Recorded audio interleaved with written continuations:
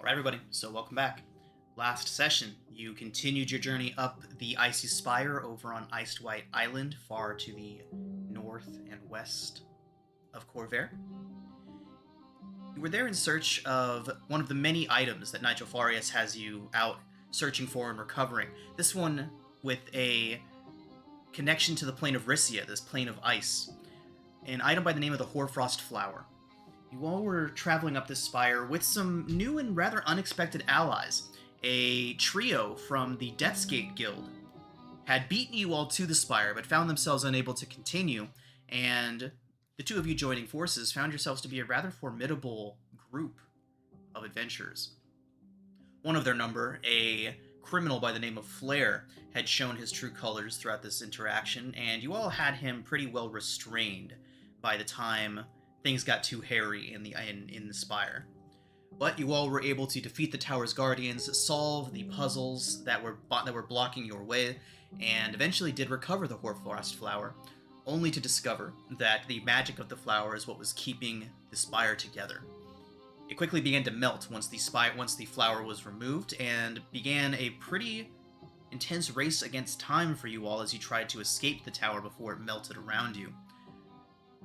You all were able to do so, narrowly escaping having to surf on one of the large icy doors as you all made your way out.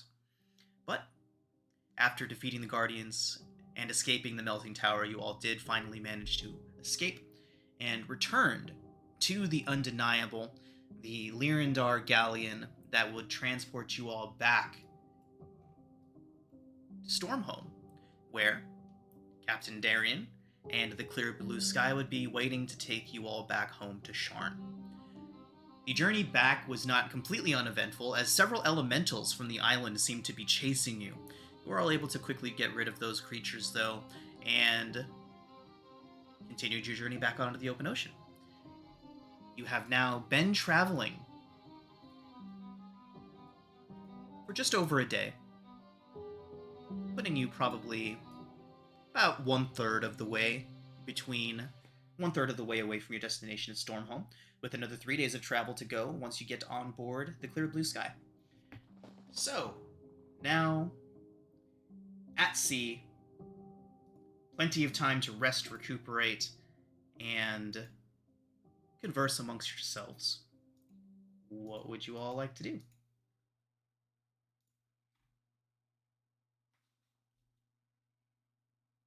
Can I make the checks for my painting and wood carving? Absolutely. Okay, just one of them? Yep, just one for today. And then I'll make my checks to try and make more frog poison. Okay. Red, that did not go well, unfortunately. It could have been worse, but it seems that your whatever new tricks you were trying to get going today just simply did not work out for you. Don't It's have not your bode well for me. sea legs.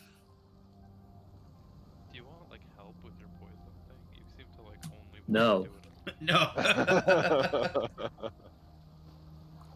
I'm either gonna get high as a kite or I'm gonna make a cool poison. Here we go.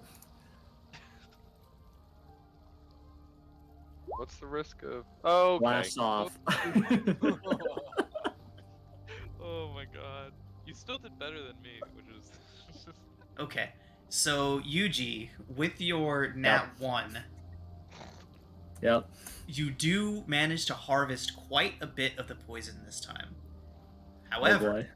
right as In you your are body. about to finish, you spill the entire jar out onto your lap, and as the contents begin Heartbreaking. seeping into your clothes, through your clothes and into your legs, you suddenly slip into a little bit of a catatonic state. We will return to Yuji in a moment.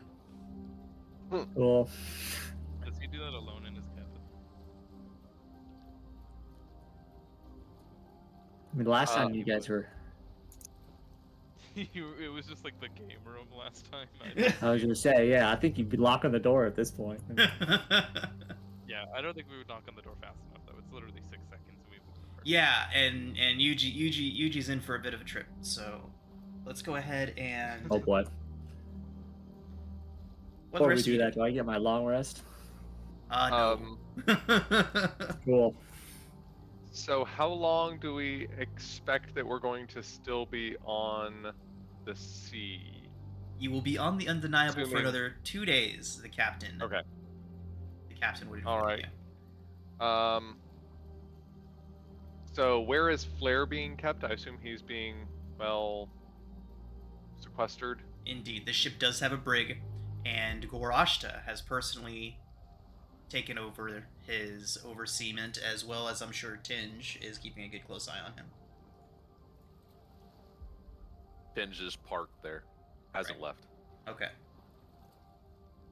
I want to try and find out about Tom and any of the other sailors that passed away, so we can make sure to notify their family when we get back to town, get back to Okay. Sharn. So the sailors that work off of the Undeniable would actually mostly be stationed in Stormhome. Okay. Oh yeah, that's where we came out of. So Right, yes, right. once we get back there. So yeah, absolutely.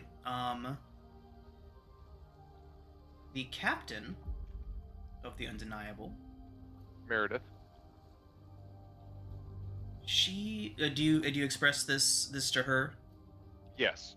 Fantastic. I'm sure that you probably have this all taken care of, but I'm happy to help deliver the message. We kind of were the cause of the what brought everyone here.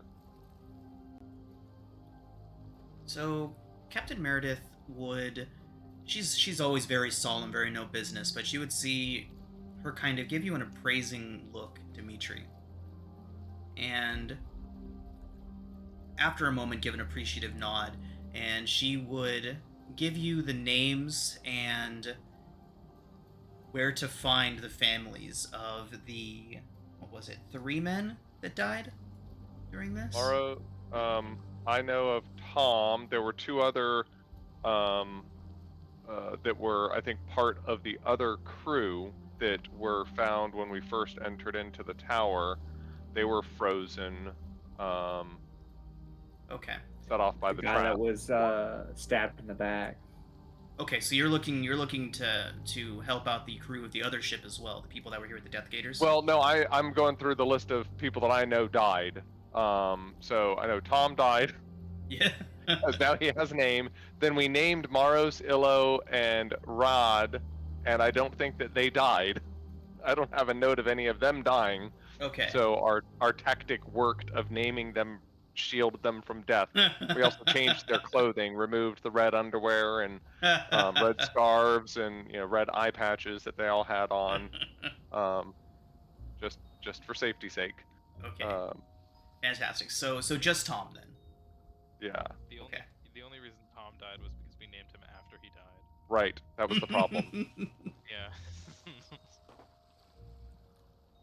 Okay. But I So- will engage with Gorashta as well to try and find out if he knows anything about the other sailors, or if there's if they have any thoughts or plans about what they want to do to notify, at the very least, the next of kin of the captain, so that proper actions can be taken. Okay. So yeah. The Death Skaters would most certainly agree that it would be necessary. They probably wouldn't have thought of it on their own, thinking of it as just a casualty of the job type of situation. But they say, yeah, that does sound appropriate. They obviously don't have any funds to add to this, as they're still broke. But yeah, they would be more than happy to help you make things right if that's something that you're trying to do. That would be quite a few sailors, though. It was basically the entire crew of their ship. The captain, the 2 people that were eaten by the Remerhaz, and then the 2 more that frozen. I suspect that there's some insurance or something that will help financially with the family, but I want them to get the news, not be surprised and hear it from a a caring soul.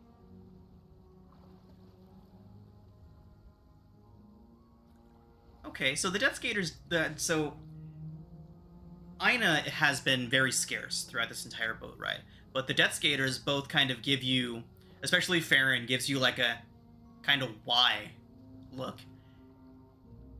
She says like, we were just gonna send a note.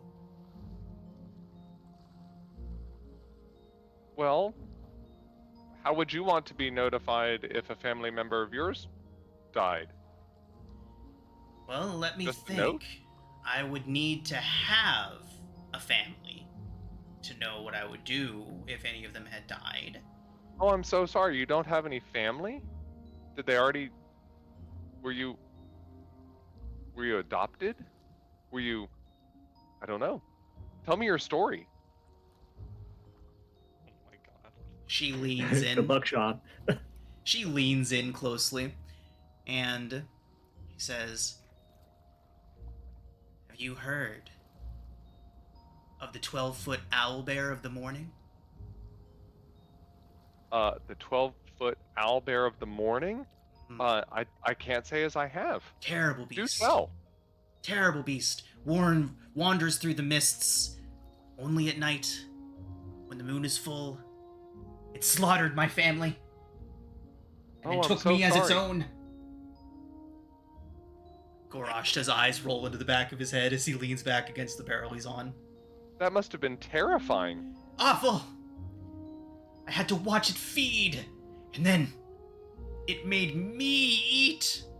Not my parents, of course. That's too bad even for the owlbear of the morning, but I wish I had my telepathy ability already. anybody with a passive wisdom score, anyone with a wisdom score above 10 knows she's lying her ass off. Above 10? Yeah. Farron comes around the corner as an owl bear. That must have been terrifying. I'm so sorry. But if you hadn't been taken by the owlbear of the morning, how would you have wanted to be told about the death of your family? Would you have liked to have just received a letter that says, "I'm sorry to inform you your family was killed"? Or would you like a kind and compassionate person to come to you and break the news to you and give you a shoulder to cry on or a hand to hold or something like that? When you say a shoulder to cry on, Farron literally bursts out laughing, but Gorashta does the thing where he puts his hand on Farron's shoulder. He says, "Farron, if I know or I had been slain, and you did not know." She kind of stops laughing. And then nods. I'd want the head of the person who killed them on my doorstep, honestly. The red says First- butting into the conversation. The first chance Kay gets to speak to Dimitri alone, Kay would inform Dimitri that he's quite sure that Farron grew up in an orphanage in Lower Dura. But Oh. That is Farron's Oh yeah, story. that's why she wanted money donated there. yeah, of course, I think I'm the only one who actually knows that. Well, Oh. yeah, Yeah. I don't know who all heard her say like donate it to there. My passive perception of 10 probably didn't pick it up. Dimitri's Yeah. just like, she's so kind. She loves orphans. Well, if you understand now, I just want to try and soften the blow. I know that people recognize that their family members are going on these dangerous missions. Crossing the ocean is not something easy. I mean, you saw what happened as soon as we left the island. You know, immediately we were attacked. So dangers are out there, and sailors and others, not necessarily adventurers, take their lives in their hands, and their families know that. But still, when it happens, that doesn't make it any easier for someone to hear. Farron nods. So, hand deliver the note. Gorashta Okay. just kind of shakes his head. we can work on that. You can go with me when I let someone know so you could see how it's done. I mean, I've never done it before, but I have some ideas. I think I'm going to start with the hug first. I don't. Okay. Yep. I think that will set the appropriate mood. Really regretting Yuji just immediately getting whipped by the frog. Yuji's blotto at this point, Right. like Oh yeah. licking his shoes. If mean, anybody, yes, during this whole situation, Yuji is slumped back in his chair with his eyes wide open, just staring at the ceiling. He gets high sometimes. Yeah, I think the first time it happened, it was a big concern. After that, Yeah, it's like just he make sure he doesn't when you've fall over seen and what hit he's something. when you've seen what he's seen, it's self-medication. He's just dissociating. Speaking of which, Yuji, roll a d8, please. Ooh. What was that drow poison called?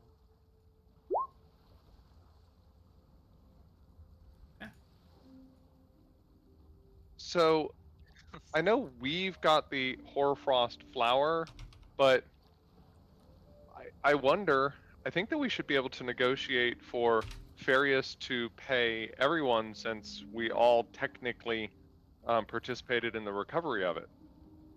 I'll talk to Kay about that. Maybe he can help carry that message well. I don't think he's gonna want to pay any more money. And Gorashta would say that your saving their lives is more than enough share for their part in things. And he would say that they failed and would not feel right receiving money for it. And Farron, while she perked up a bit when you first mentioned that, would kind of just nod along and say that they have the honor of Death's Gate to consider as well, and that probably wouldn't sit well.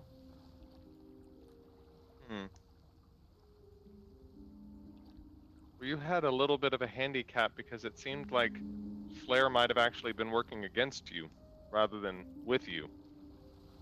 They still didn't notice that though. That was subtraction by addition, no matter what. Yeah, they still didn't notice that, which is a failing on their part. Well, you have to trust the people that you travel with. Since when? Well, otherwise, Yeah. why would you be traveling with them? Yeah. I mean, you are in very uncomfortable circumstances. Each person has to pull their weight, take watch. People are left, vulnerable and in quiet times very often. I mean, if people were untrustworthy, at almost any moment, someone could have killed someone else. So you have to be able to trust the people. We've gone this long, literally almost dying, or in some instances dying, eyeing Yuji, for each other. So yeah, you have to be able to trust the people that you travel with. So it's not their fault that they did. How to say your family kept you out of the war without saying your family kept you out of the war. It may sound naive. I know that.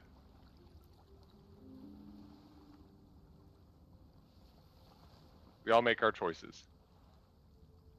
I choose to try and look at things the best way that I can. Personally, Dimitri, I would take you over at least 20-30% of the people I served with in combat. That's a As a big whole. number. Well, thank you. The same.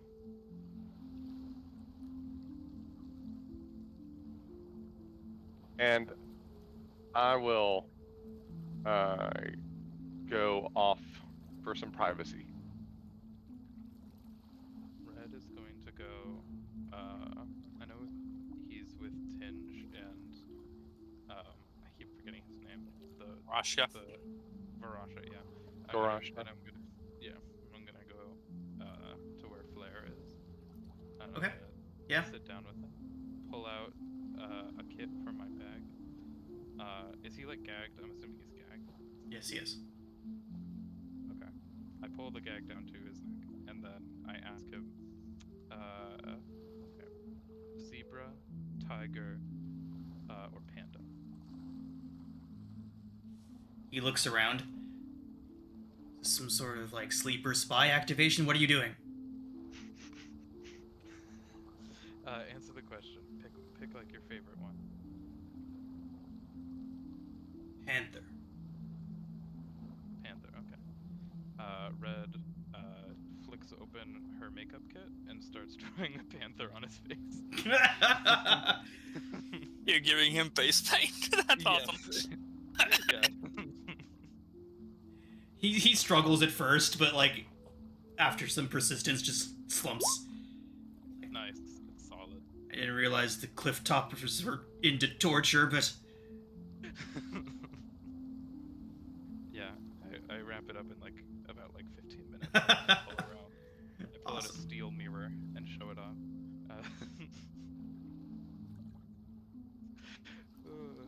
Yeah, there you go. And then all right. I carefully pull the gag back up so it doesn't ruin the face paint. And then I leave. Kay will actually be spending most of the trip, like up near the bow of the ship, meditating. And during the meditation, though, his echo, he's basically learning to control his echo, and so Fantastic. the echo is like going around doing like rapier drills, and Nice. Awesome. and Kay just sits there, Right. trying to get a bit more in touch with darn it, Bekri. Bekri, and that's the name of your quarry. That's the name of my quarry. Yes.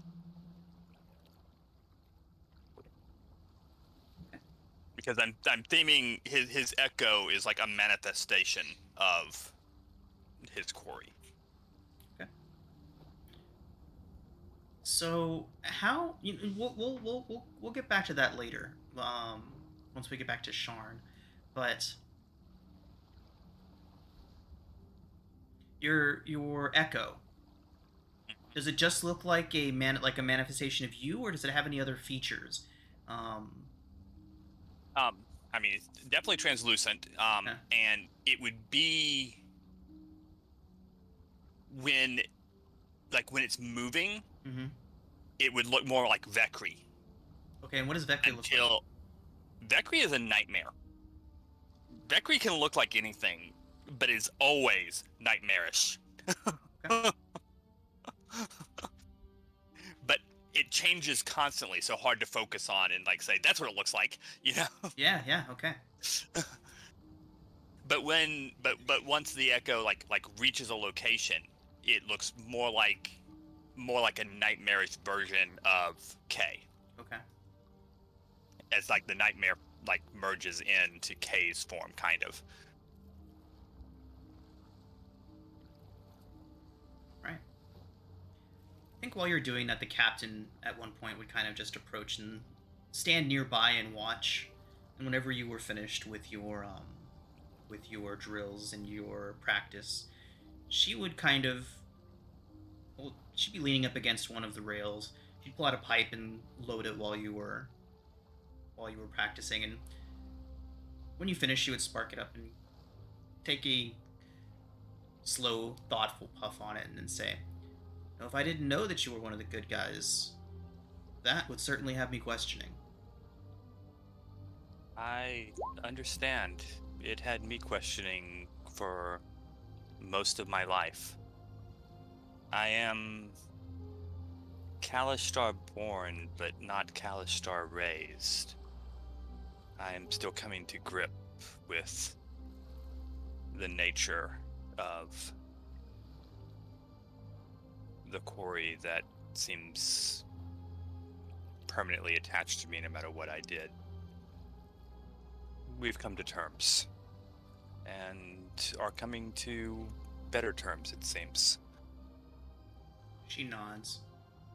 She would say, "You know, I've only seen the spirit manifest physically, or at least visually in the way that I'm seeing here, with you, once before.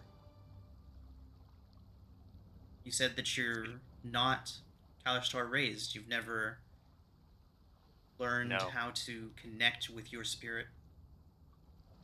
My mother is human.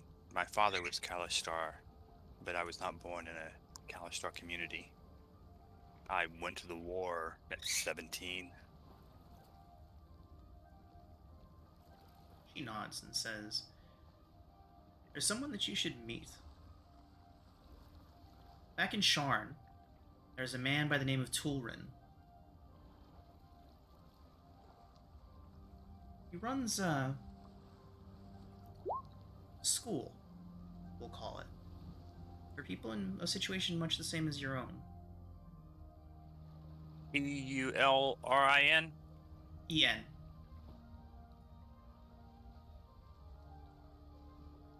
She tells you that you can find him in... where was it? You can find him in Middle Tavok's Landing. She gives you some directions on where you can find him. She says that he would very much like to meet you. He would very much want to meet you.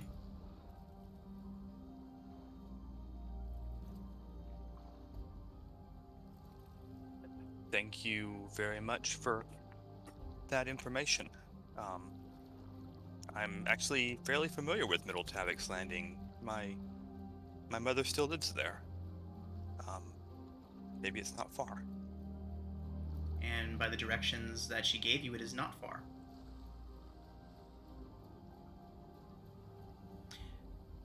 Now, back to Yuji. Does anybody else? Alright, let's do this. So Tinge is with Gorashta, and Red, Dimitri has departed to seek some solitude for a while, and Fantastic and Kay is conversing with the captain. Wonderful. Yuji, you smell fresh rain and grass after a few moments. Basically, you get the oh shit, oh no, and then everything goes kind of weird for a minute. The dimensions of the room shift and distort.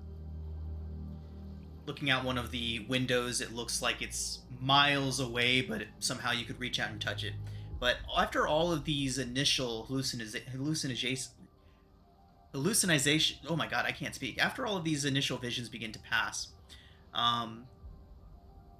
things begin to become more tangible for you, Yuji. You smell grass, you smell fresh rain on fresh soil, and you begin to hear what sounds like horses. Many horses galloping through a massive, wide open field. They wear symbols very similar to what you are currently wearing, or at least what you were wearing before you took some efforts to hide your affiliation with the Emerald Claw. And as you're going, you can see people waving to you as you pass by small villages, and everyone seems to be rather happy to see your little procession going by. Oh, damn, that was not the right track, but it seems a little off, though. People that you're going past don't seem to have faces. The soldiers alongside of you are fully armored. None of them have their helmets up. It's all very impersonal. But you do get the impression that you are welcome where you are. And you remember something far back from your memory. Something that happened very long time ago, although for you it might have only been a few months ago. Where you were riding at the head of a large host of knights, fighting for Karnath, with the brand newly appointed Order of the Emerald Claw, one of many knightly orders that were established as things began to look a little bit rough for Karnath at the beginning of the last war. This goes on for a while. riding through the countryside, passing by farmsteads and villages, and everybody being quite happy to see you. But as you continue to go, you notice that the towns are less and less populated as you're passing by them. People are less and less happy to see you as you're passing by, until finally you come to a village and it is on fire. You and all of your compatriots stand and watch the fire burn, and then as you're looking to the left and right, you realize that you are there by yourself. And after looking left and right, looking forward, you see that same horn-helmed individual again, standing amidst the flames, with his hand outstretched towards you, beckoning you closer. And that is where you wake up. And Aina is sitting at a table across from you, her arms crossed over, kind of giving you a disapproving look. She says, "You almost died."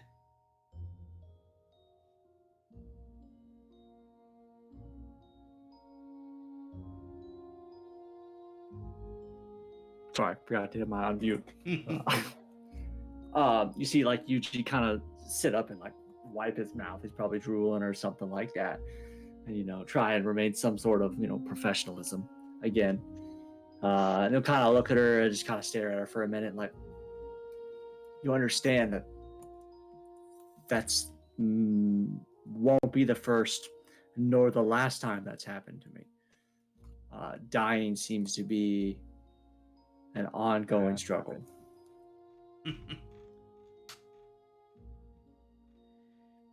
She says, Indeed, indeed. I had noticed that you did seem a little bit, rotten." She kind of smiles at her own little joke.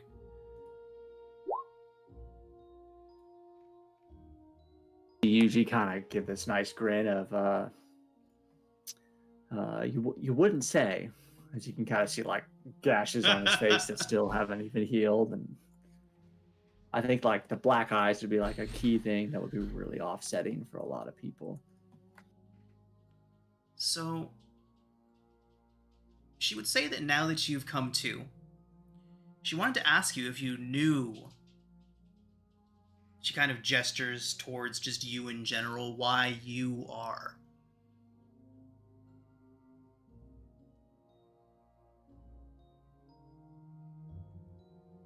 Why were you sent back? She kind of just asks some overarching questions to kind of see if you understand. She wants to know if you know why you've come back, and if you don't, what you do know.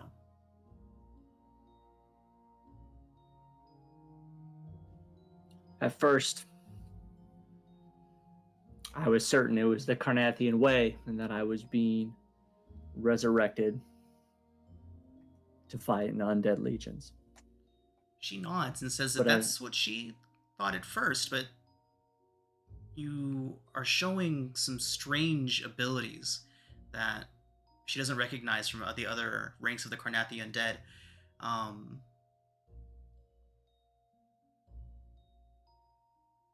She says that she has something that she wants to show you as a thank you for saving her and her friends. And she pulls out a book.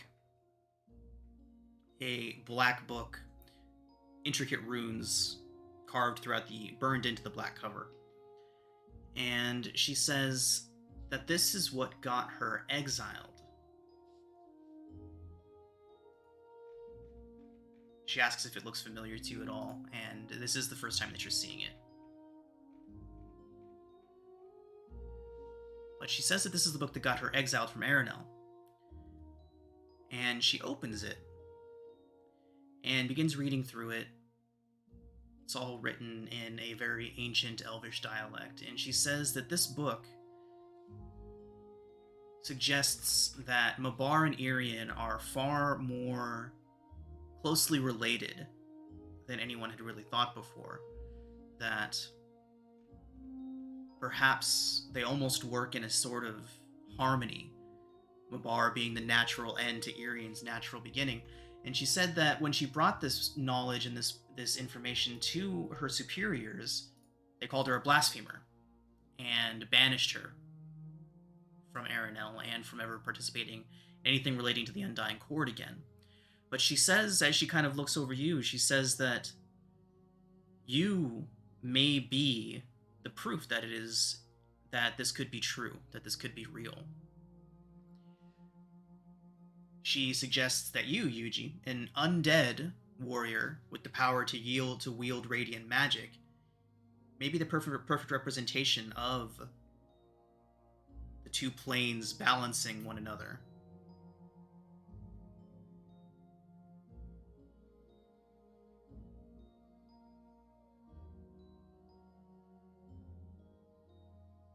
She asks if you know anything about your circumstances, anything that may give her a hint or give you a hint as to why you were sent back, what purpose you could be fulfilling. Because if you had been brought back to simply fight in Karnath's army, their undead hordes, you would be there. You wouldn't have free will. You wouldn't have yourself.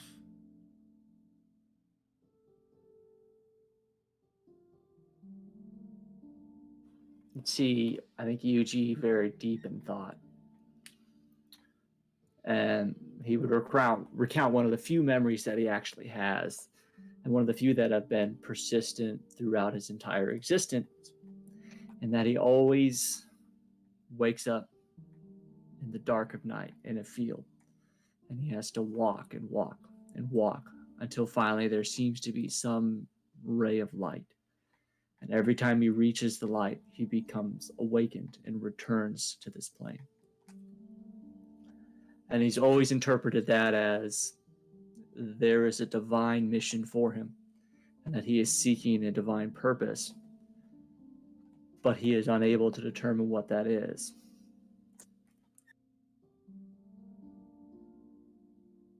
Okay. She says At first, I thought it was to. First, I thought it was to enact revenge across the damnation of the Emerald Claws, but my heart says that's not true. She nods and says that the Emerald Claw has certainly performed many acts that deserve vengeance.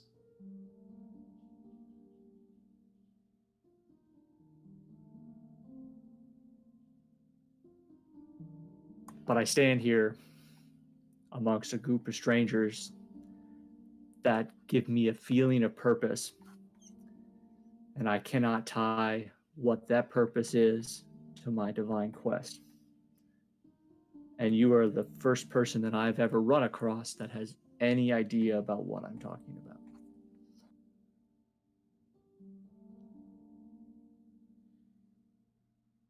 So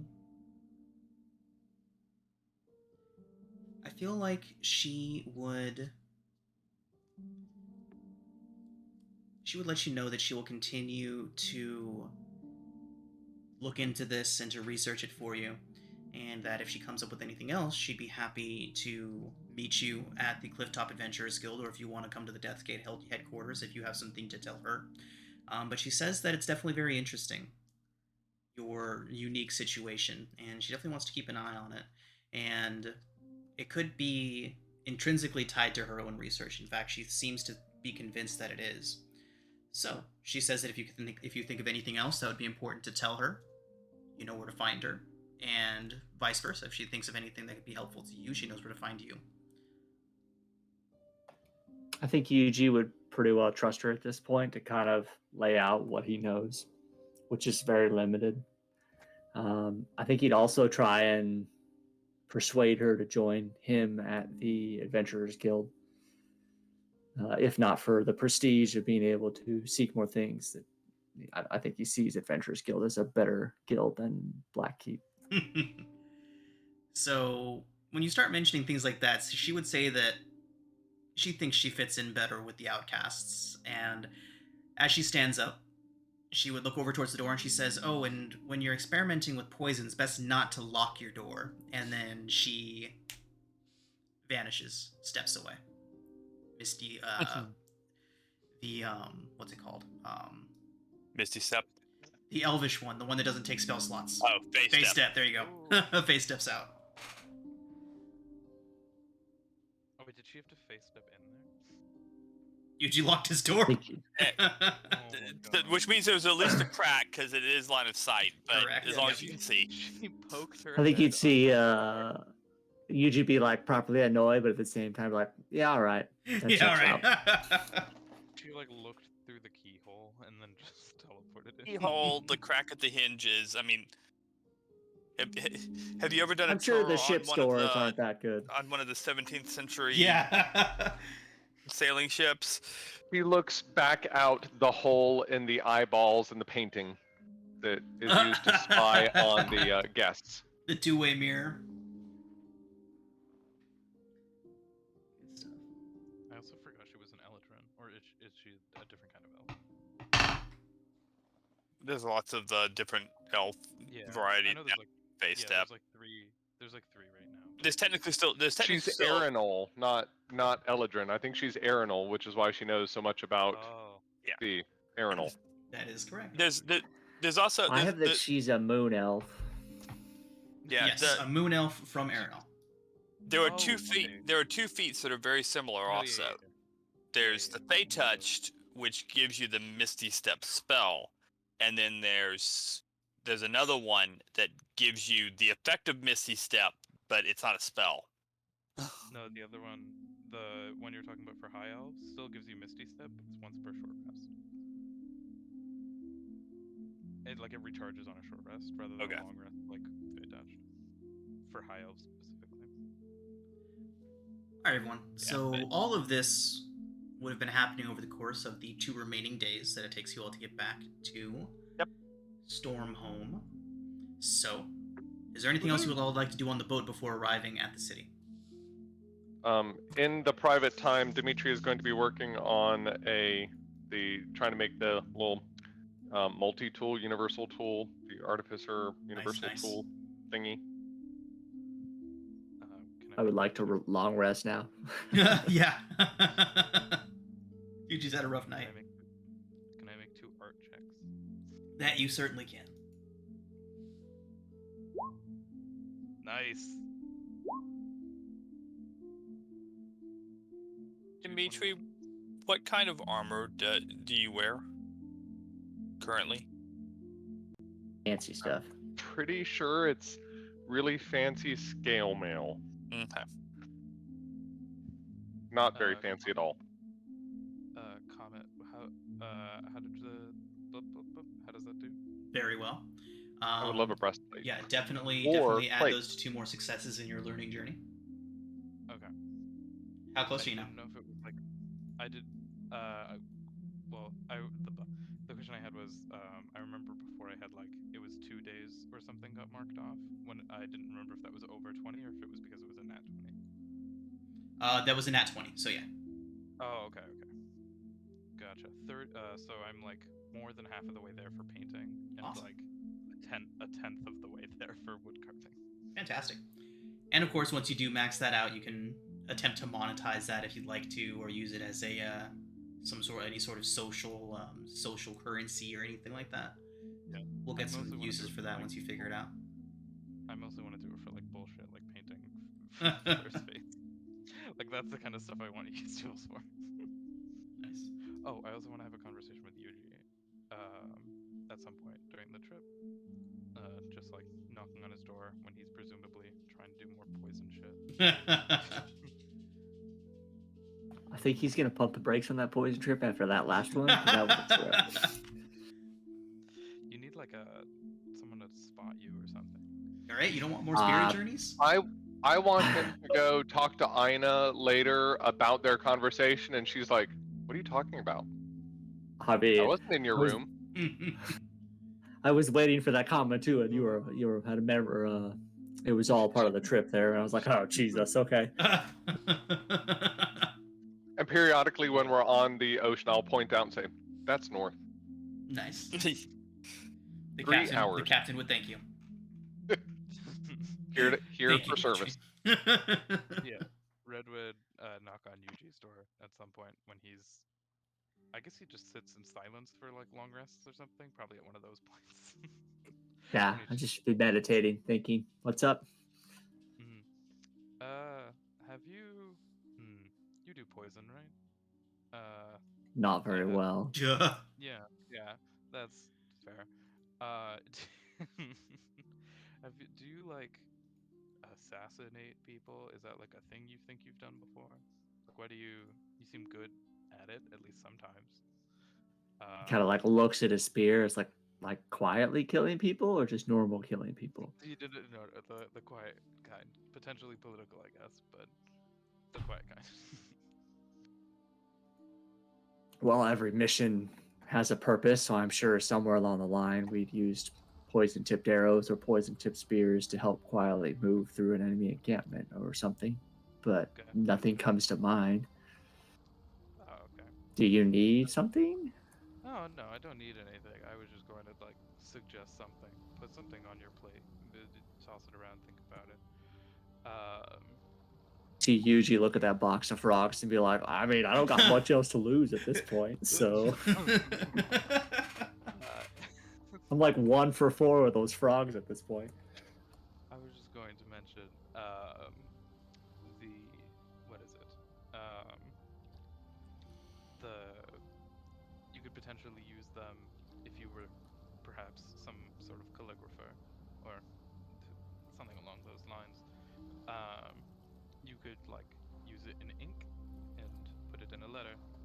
That could be a quite interesting combination.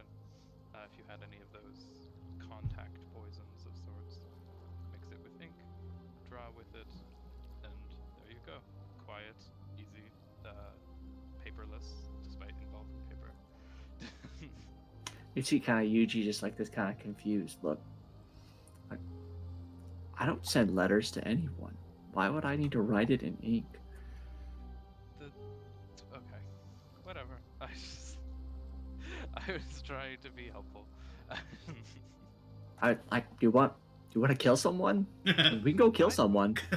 I can kill people quite fine. She'll like blow on her nails.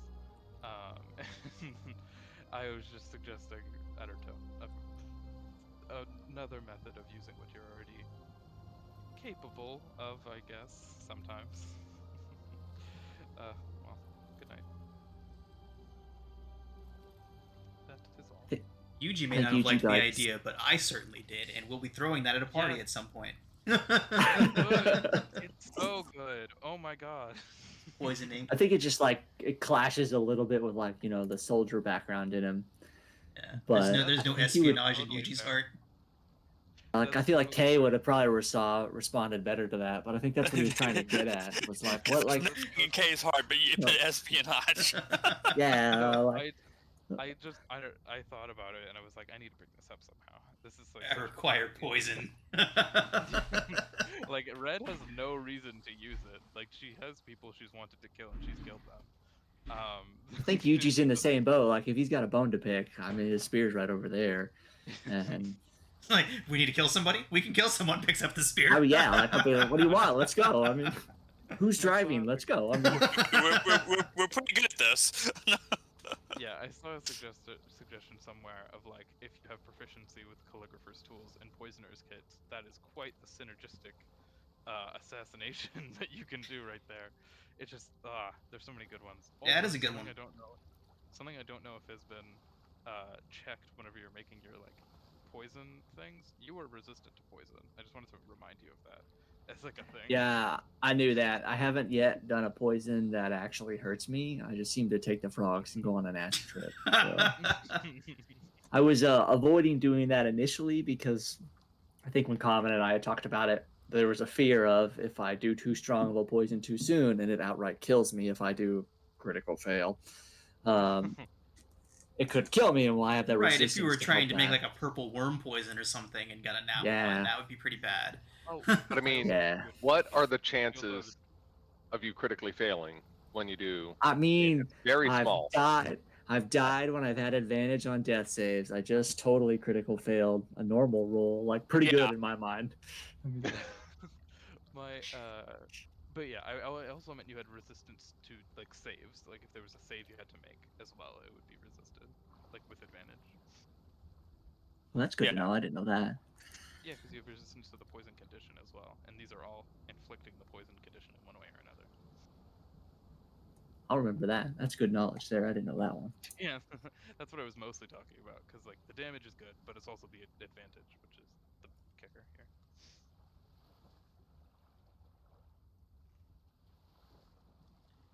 Okay. Everybody. Pinge With- is going to approach Meredith, Yeah. and he will ask her if she knows who the captain of the other ship was that brought the Death Gators. She nods and says they didn't work together much, but she did know him. She says that she wished she could have called him a good man, but he wasn't a bad man.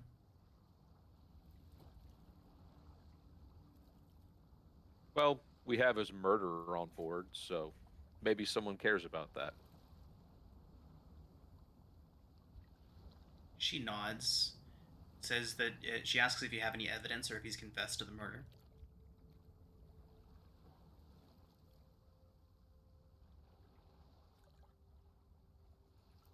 Some.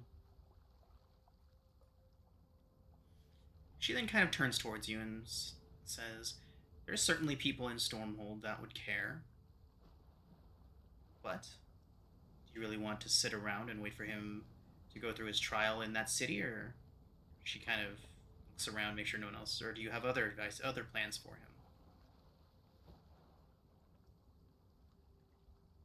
He's already a marked man in Sharn. He's coming with me.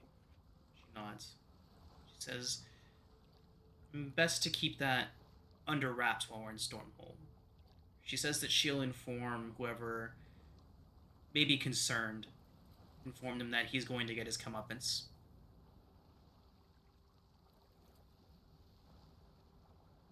Pinge will nod, and then go back to staring at Flare. Just like staring right at him. Nice. Oh Okay. right, you can do that literally 24/7. Right. Yeah. That has got to be very, very discomforting. Warforged make the best bounty hunters. Mm. It's like the droid bounty hunters in Star Wars. Mm-hmm. Yay, baby. Yeah. IG-88. Yeah. Oh god, that guy was such a terror in the old video games. Fuck. All right. Okay, everybody. Engine, you need to do a staring competition. It does specifically state that I have to meditate, and I guess it doesn't clarify whether it needs to be my eyes open or closed, but I think you're like fully I don't even know if you need to meditate. I thought you just sat there still or whatever. hold on, I gotta look it up now. I don't remember. Because I know elves meditate, but that's like different. Warforged just sit there and stare off into space. Yep. Nice. Nice. All right, everybody. Yeah, So at you can the ask. near the end of your third day, you do arrive back in Stormhome. Captain Meredith informs you all that the clear blue sky is set to arrive in the morning. It's been a pleasure working with you all, and that she hopes to see you again at some point. It's been wonderful traveling with you. We greatly appreciate the risk you put yourself and your crew in by staying longer for us, so that we could bring back survivors and make our way out. We'll be sure to let Laura and the rest of the Cliff Tops guild know how trustworthy and dependable you are. Thanks you for the business. Miles and waves. Bye. Gives you a little tip of her hat, which I'm assuming is a tricorner hat. There you go. Yeah. Of course. I mean, she's Mark of the Storm. Why not? Yeah. She tips her fedora. You may throw my hat. Okay, sorry.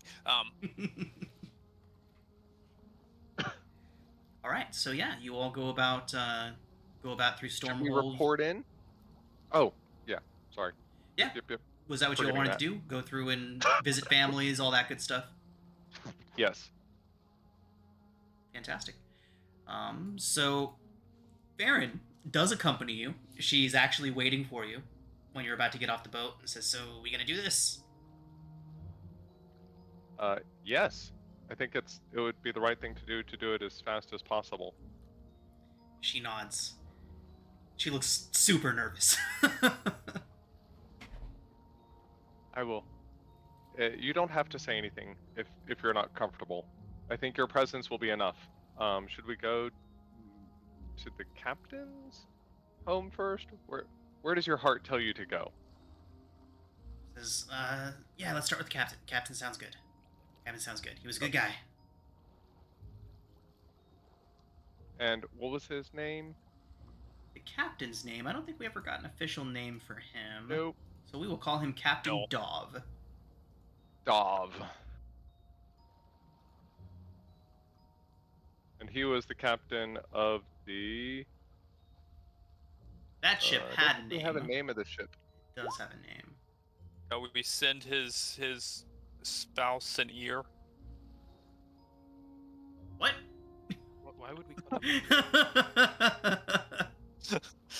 Did we Should've like find given an them- ear that didn't have a name? Like a No, a it didn't have a associated name. with it? This Okay. belonged to the murderer of your husband. Oh. Oh, Oh. Oh.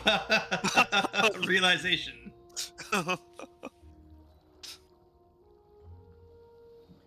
He probably wouldn't appreciate it. Never mind. Yeah. just give Dimitri like a little jewel box. Tell her to open this in privacy later. Oh God. What's in the box? Alright. So, when you all arrive at the captain's home, Farron, as soon as the door opened, would immediately start crying. And because she is not used to this type of thing. And she would go on about how her husband was a very brave man, saved them all from crashing in a horrible shipwreck, and she says not to worry, that that they have the guy who did it. They're gonna make sure he gets what's coming to him. And then after breaking down a little bit, not all the way, but after breaking down a little bit and saying all that, she would back up and say, I'm gonna kick him in the shins real hard for you when I see him again. Don't worry." Dimitri's heart swells with pride at what just happened. He will just simply look at the family member, whoever it is, wife, spouse, standing at the door, just say, what my friend here is just trying to pass along is our condolences. Your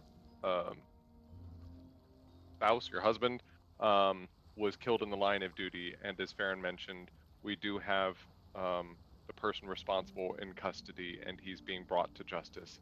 You have our deepest sympathies. Farron looks up at you, says, "That was a lot better than mine." No, yours was the best. Carrying is hard. It gets easier.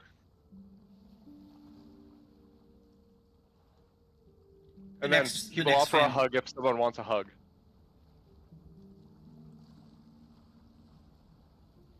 So the next house that you go to, Farron keeps herself under control a little bit more. I'll let her take the lead because she's clearly a natural at this. If she's willing to. No. Yeah, so the next one that you go to, she would say that we'll say that this individual is one of the ones who was eaten by the Rimmerhaz. She won't say that exactly, but she'll say that I can see that. Oh. Sorry. So she'll say that he was very brave, and that she doesn't think that he suffered. And then she kind of looks up towards you and she says, "What happens in a Rimmerhaz's belly?" I'm not really sure. I imagine that it's similar to what happens in many others' bellies, but So quick, perhaps right? that's a conversation that we could have later. What? She looks back. What was the question? What happens in a Rimmerhaz's belly? Oh, yeah. I said probably what happens in many other things, Belly, but we can talk about that later. Again, so sorry for your loss. The individual that contributed to their loss is in custody and is being taken to justice. You have our deepest sympathies. Farron's Hug. still trying to figure out. She's still like thinking to herself like what might have happened to him. Eventually, or if the Remoraz hadn't died, is that what you're trying to suss out? I mean, when you all leave, when we make our after you make your way away, she looks up. She's like, "You don't think he's still alive in there, do you?" Is this the Remoraz that subsequently was killed? She nods. I believe when people attempted to strike at it up close, didn't have some sort of heat, fire, something that came off of it. Okay. Is that right? Burned to death. Got it. Probably good we Likely, didn't tell her but- that, huh? No, and I'm proud of you for knowing that. Natural. That's something a druid would know. I love when her. when we make our way to Sharn, maybe we can make our way to Morgrave University. I'm sure they've got books on the digestive systems of Remoraz, or at least related creatures. She nods and interesting. thinks that's a great idea. Excellent. And then I want to talk up Tom during Tom's announcement. Awesome. I mean, he was the bravest of all of them. He was. He got breath weaponed in the first round. I yelled And he- for them. And he took to that like a not. champ. Yeah. Yeah. It clearly looked as though he were trying to put himself between Harm and the rest of his crew. Oh, that's so And true. doing Did see that. so, he helped us live to defend the rest of the ship. Without his sacrifice, I can honestly say I don't know that the outcome would have been the same. Is Dimitri lying? No. It would not have been the same. Dimitri is It would have been stating different his by Tom perspective being on alive. events. Yeah, the outcome would have been very different. He would have still been there. Dimitri is around you people far too long. Wait, so he's twisting. Oh, he's twisting the truth then. Okay. He's learned that sometimes there's more than one kind of truth. Whoa. Whoa. I don't know if we've been a bad or a really good influence. Level 5. Level 5. This is my new feat. New class feature, Twisted Truth. That is the lie. That's what he says every other sentence. Instead of that's north. All right. Okay. Well, that satisfies my soul. So we can move on. All right. Farron would make it a point that if you told anyone that she cried, she would cut your Achilles tendons. Nice. Okay. But just for the record, I mean, if you don't want me to tell anyone, I won't tell anyone. But just for the record, showing your emotions is not a weakness. Don't let anyone tell you otherwise. I like her. Don't come anywhere near Yuji. I like all of her very height appropriate threats. That are like, I will kick them in Height-appropriate. the shins. She's only going to threaten something that she can actually follow through with. Yeah, like I will kick their shins. I will slice their Achilles tendon. She's not saying I'm going to scalp them.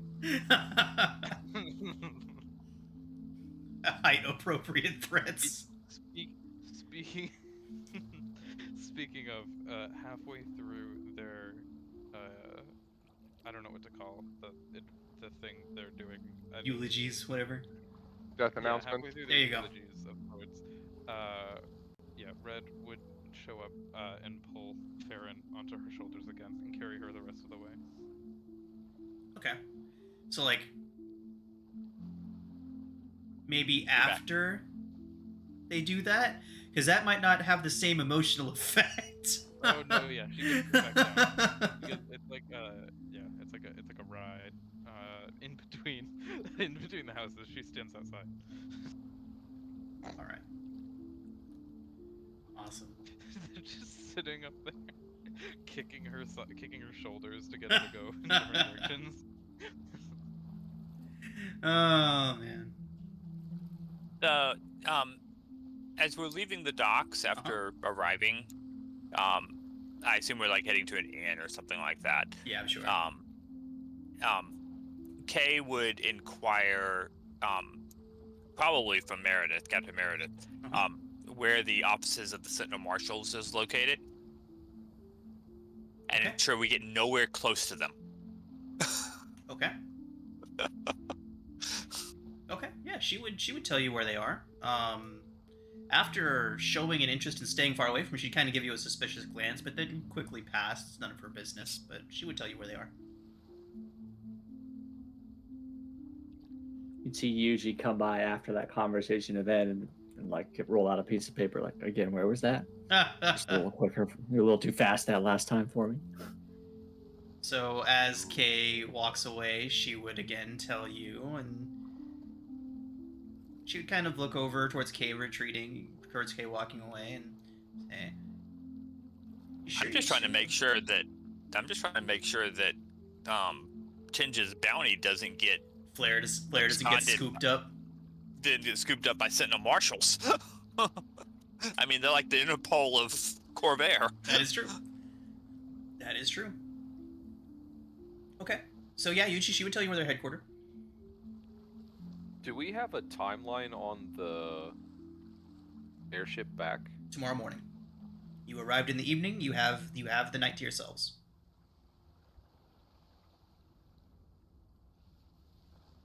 You're in Stormhome. For those uninitiated, what's a... Oh, sorry, go ahead, Tinge. Tinge goes straight to the inn, gets a room, throws Flare in it, doesn't leave. That's what I expected. That's awesome. throws Flare in it. Flare is thoroughly accustomed to just getting manhandled at this point, just getting tossed around. He's developing learned helplessness. Oof. Oh, what I was going to ask is, what's there to do in Stormhold? You know, For it's those that have no idea what's going on in Eberron? it's a port city. Would be the best quick summation of it here. Pretty much everyone would have a basic understanding of the way things go here. So let me read you the quick wiki real quick. As a note, Stormhome. Sorry, my bad.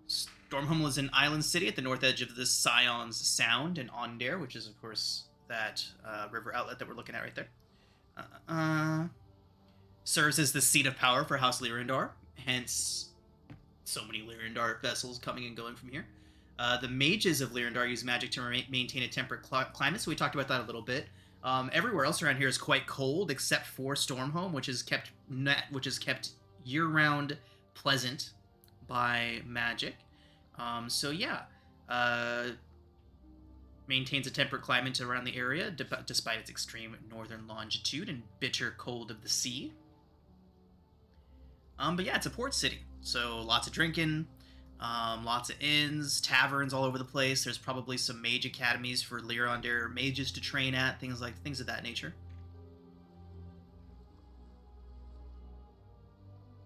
Yeah, there's a sailing academy here. There's airship docking towers about.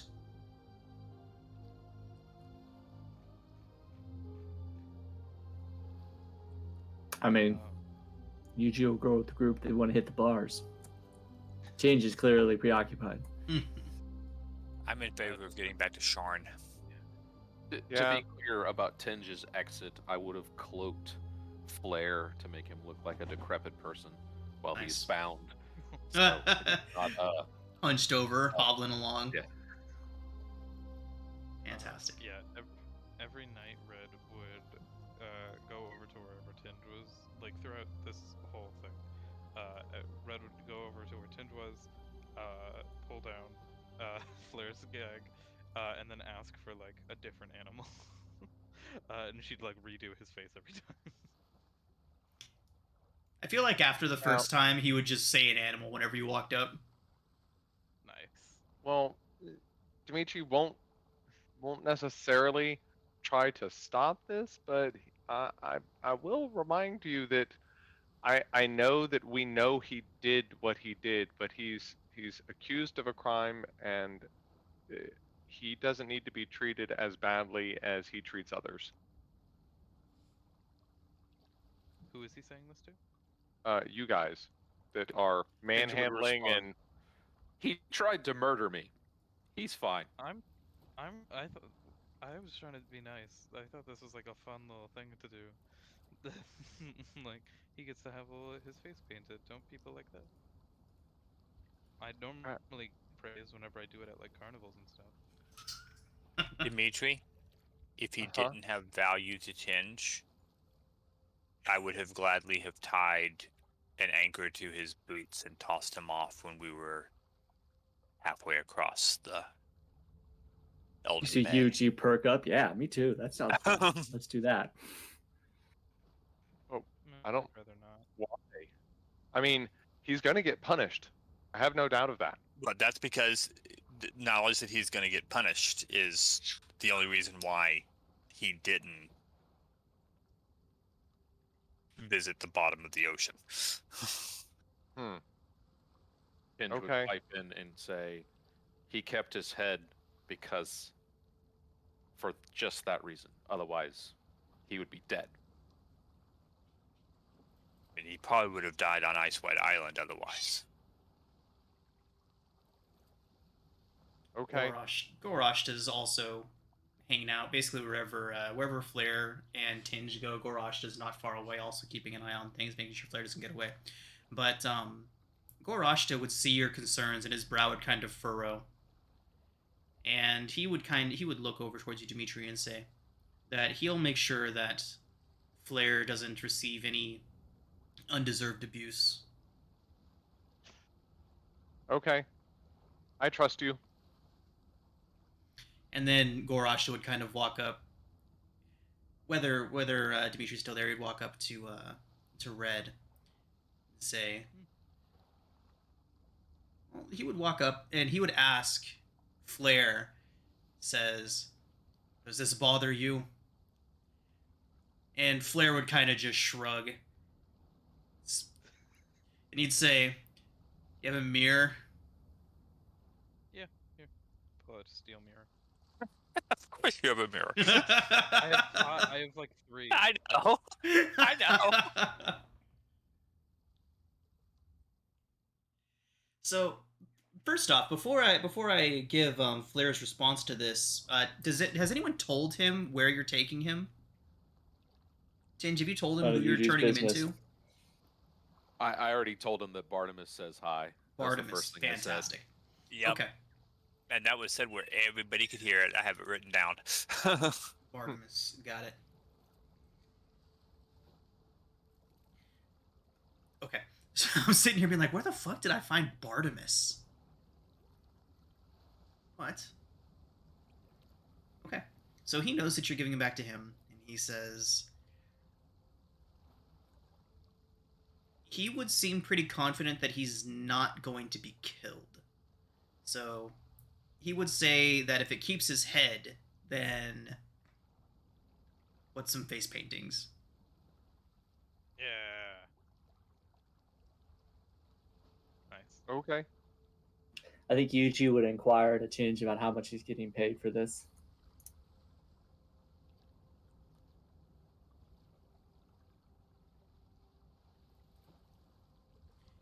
So with Tinge's silence, we will go ahead and take our break, everybody. And when we get back, Calling we you will out there. have... Calling you out. When we get back, we'll have a quick 3 days travel to Sharn, and then we will continue from there. All right, everybody. So All we'll right. be back in 10. Awesome. All right, everybody. So we are back once again, and we all see you now. The following day, the clear blue sky, captained by Captain Darian Deliriandar, who could not be any more different than Captain Meredith. Captain Darian is openly happy to see you all, greeting you all as close friends. Even though you've only met him a couple times, he's just a very jovial individual, asking you question upon question about your most recent adventures. He very much wants to hear about how things went on the island. He would immediately notice that you all have 3 new companions traveling with you, and would also be bombarding them with questions. But yeah, you all have 3 more days until you do get back to Sharn. While we were in the city, I do want to buy a chessboard. A chessboard? Cool. Yes. What do we call that? What's the quality of the chessboard that you're buying? I think there's actually a dragon chessboard that that has like things for it. Okay, what's the base price on it? I'm checking. I don't remember. Just carve a chessboard into the One- deck. Yeah, so we'll go with the base price, and we'll see like if you're going for a nice one or a cheaper one, and we'll adjust the price from there. Yep, it's just 1 GP. Oh, just 1 GP? Okay, so if you want a really nice one, 2 GP. If you want a really dingy one that looks like it was made by some like a low quality one, just 5 silver. Or you can just get the standard one for a GP. I'll get 2 GP for a good dragon chessboard. Nice. It's made of an ivory that does not look entirely familiar to you. Nice. That's why we collect bones of everything. Yeah. Now. So you can identify them. Yeah. So now for the next 3 days, instead of her usual thing where she'll go and do face paint, she will go in and bind Flair's feet and keep him gagged, but will untie his hands so they can play chess. Okay. The torture we're putting this guy through. I tell Yeah, you what. it's going from like I'm like, is this man going through Stockholm syndrome? Because I think he might be at this point. You all are being like weirdly like mean nice to him. I'm the only one being nice other than Dimitri, and Dimitri isn't really doing anything to be nice. He's just saying nice things. Yeah, Mhm. and you know, Tinge isn't like actively beating him or anything, and like nothing bad has happened to him since he left. Hinge is just carrying him around, sticking him in a corner, and staring at him. That's it. Okay. Yeah, Red genuinely doesn't have like that much beef with him. Like, Tinge is alive.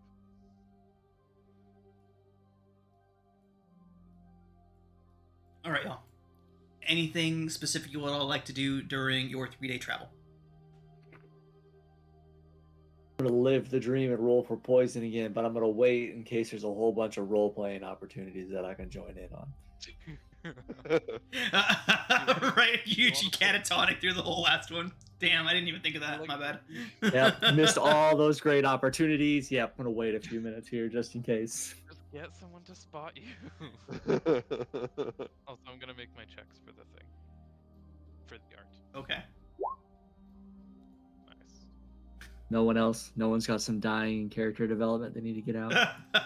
I've already done my Oh, we're good. character Already development, did theirs. Damn. and I was like in my notes, it's like Aina is going to talk to Yuji at some point, and then I'm like, oh, perfect opportunity. He's like unconscious. Aina will just be there when he wakes up. Can we It was make, perfect. can we make like contested wisdom or intelligence checks for the chess, by the way? I want Of course, yeah. Who are you playing against? well, there. Aina is an accomplished dragon chess player. Oh, I'll play her later, but we're currently Flair. Oh, right, Flair. Sorry. I'll pull up his stats. Claire knows some standard openings, but that's it. Right. That is literally my chess knowledge. I know several standard Me openings, too. and that is all I know. I do really enjoy No, playing chess, though. It's one of those games that I'm just like generally bad at, but I do really enjoy playing. Yeah, so I imagine this is just raw intelligence or raw wisdom. Yeah, I was gonna use Flair. I don't know what I'm gonna use for Flair. I'm trying to find his freaking stat block. I put it away a while ago. What? I mean, he's a high elf, so I don't Right. think I he's gave him an using- actual stat block though, in case y'all did end up actually fighting him. So let me. There we go. Keep that in your back pocket. I was gonna say, I feel like it'd be a terrible idea. Where is he? There he is. Still all nice and tied up in the icy spire. We'd have 3 games. Okay. Good stuff. Okay, he would use his intelligence. Okay, so we got 3 games going. So I guess we'll just roll for each of them. Damn it. Smoked you. No Oh my I God. have no modifier to this. He's gonna beat me every time. Oh. No. In 3 moves, he beat you. Okay, one more. Oh no! Oh Oh man! no! It's a She's slaughter. four. Oh my I God! never said she was. I never During the said third she game, was. Ina would come up and start watching, and when you were done, she would start pointing out some of the different things you could have done. You do realize Okay, that one there's a rematch, difference between rematch. chess and checkers? Is that Red's been playing the wrong game the whole time? With your pointers, can I have a rematch at advantage? Sure. Come on. Oh no. I'm so- Okay. Oh, you still won. I got it! No, I won! All right, you have advantage. Yep. Let's go! Yeah, I'll hug Ina. She goes like rigid for a moment. I lost 3 days in a row. All right, let's see if this is gonna be good or bad.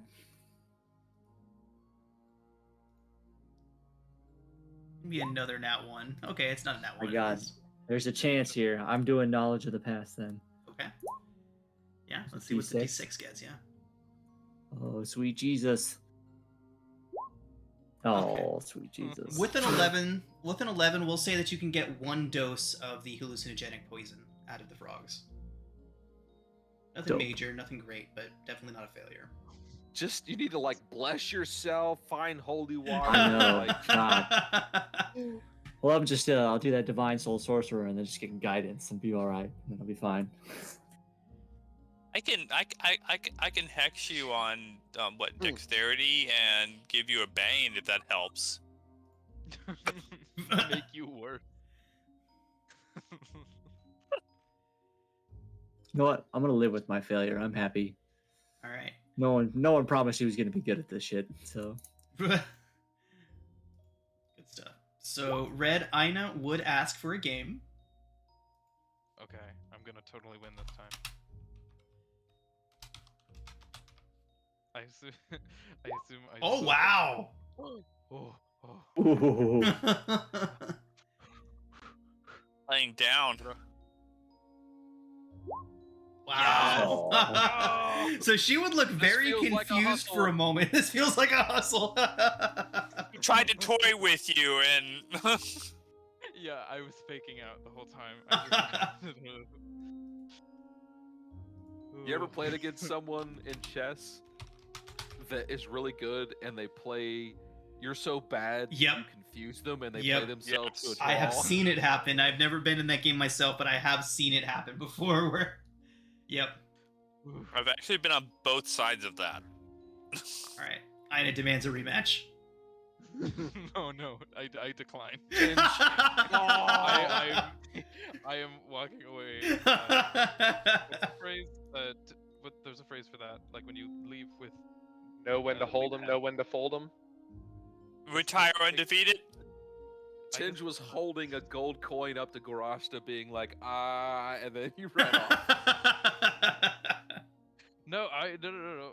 Oh wait, was that for the next game? If you're gonna play it, Yeah, next game to see who the outcome of the win. who is he gonna vote on? Yeah.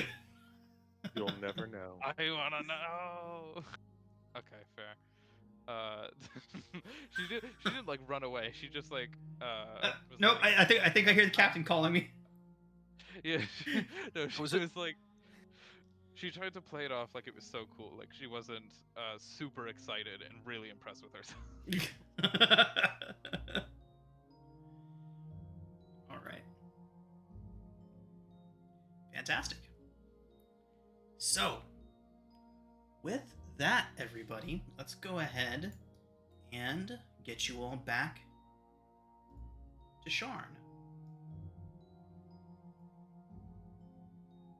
You arrive in Sharn midday of your third day of travel aboard the Clear Blue Sky. Arriving back at one of the sky docks again, Captain Darian Delirandar bids you all farewell and asks you all to say hello to Lara for him. Is there Will anything you all do. would like to do before checking in with her? Should we go with the Death Gators or should we go celebrate down at the Hammer and Anvil? And just beelining it away. Right, okay. So, We are carrying an artifact. We are heading straight Oh, yeah, I suppose Yeah, I that's was like, fair. guys, why aren't we turning it into flour? Like, let's get paid. to immediately. So, the Death Skaters, as soon as you disembark from the Clear Blue Sky, would all kind of gather up and start saying their goodbyes to you all. Saying that they have their own business to attend to. They congratulate you and say that hopefully you don't go head to head again, but they kind of look forward to it if you do. Well, if you find yourselves in a situation where you think that another team up would be beneficial, feel free to reach out to us. We also pay better. So there would be like three things would happen at once. Gorashta would wrap up Dimitri in a big ol' hug.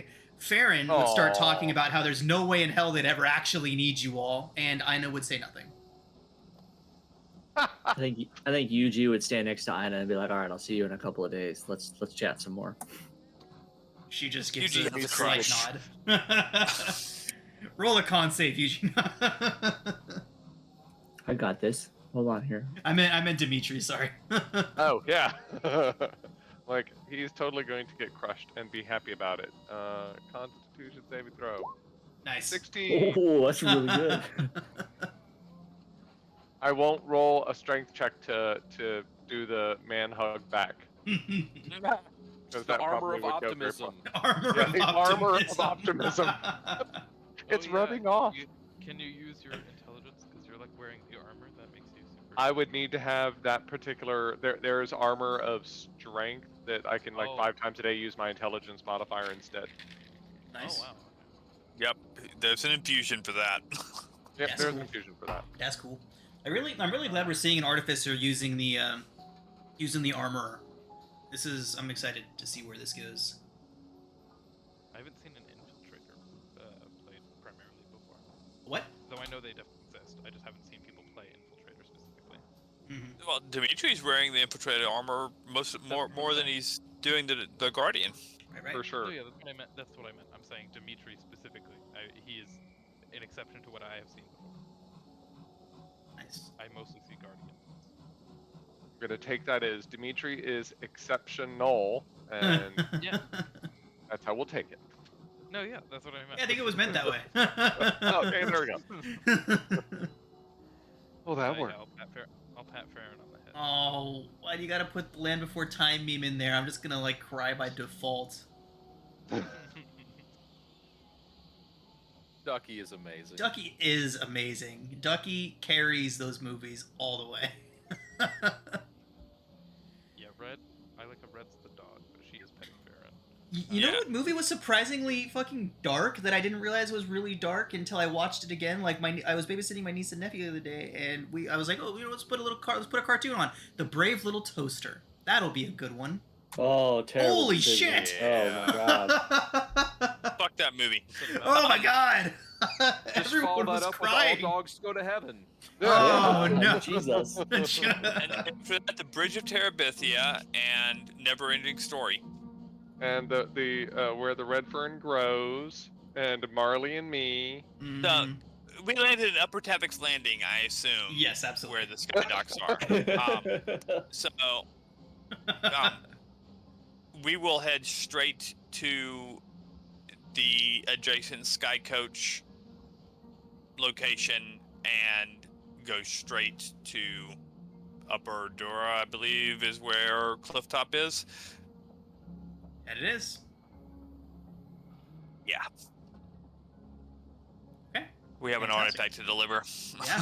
Yeah. Okay. So, arriving back at the guild hall.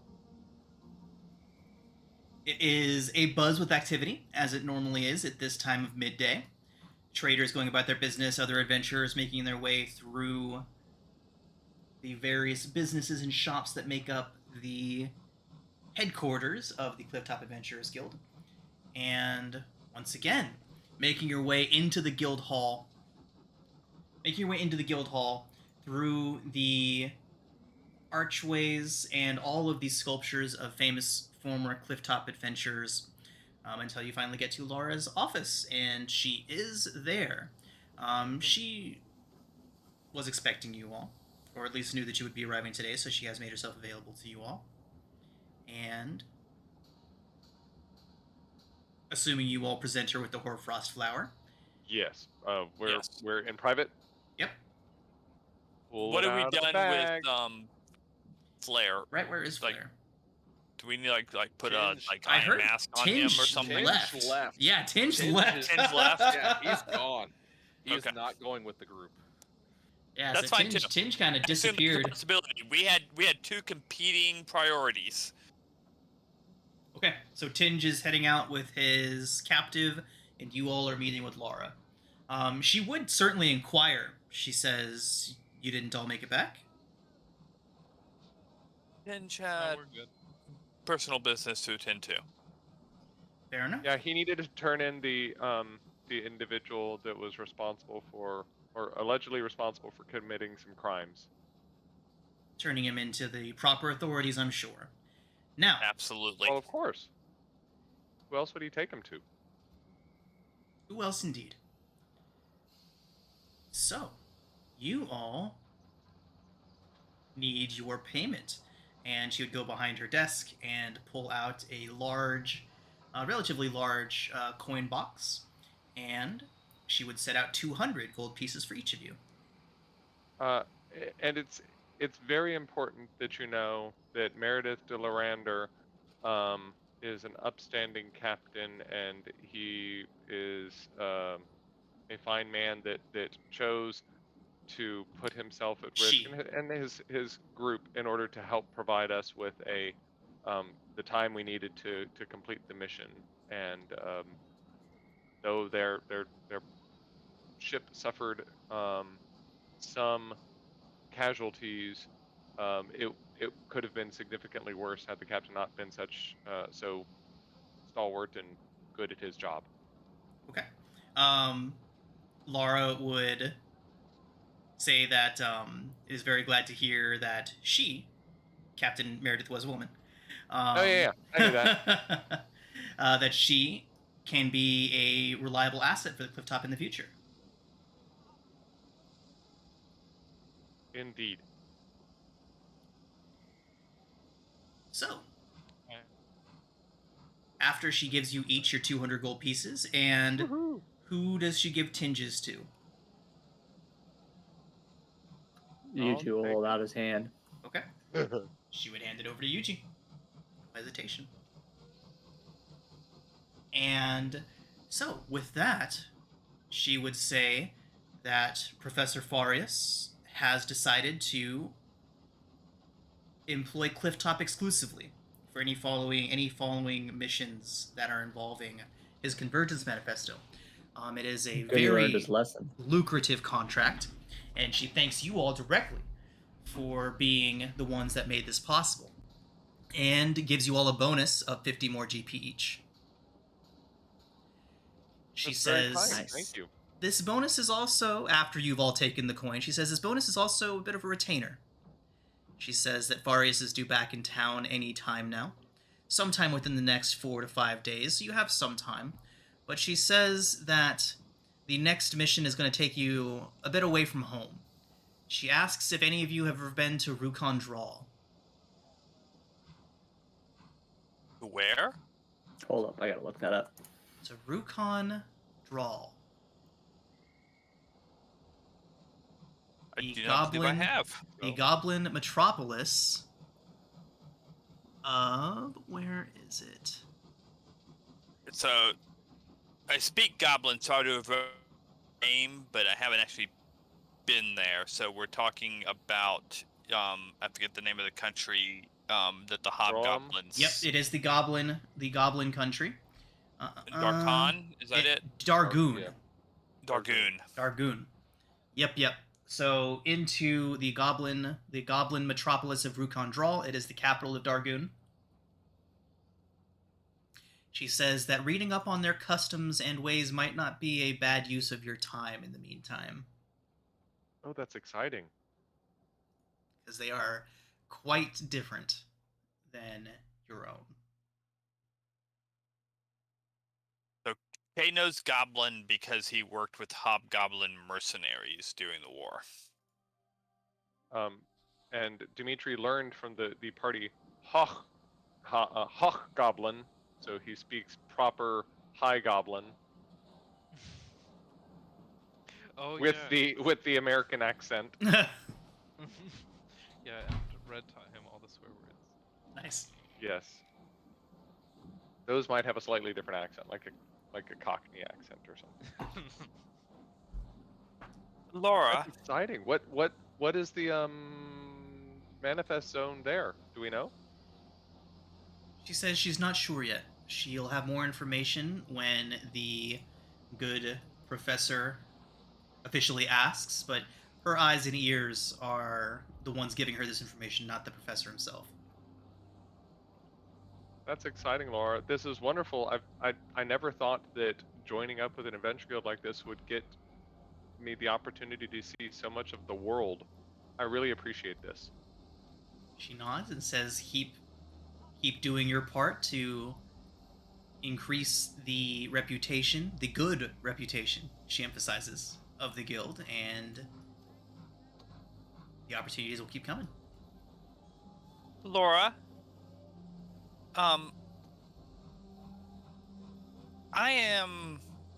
have found myself in the possession.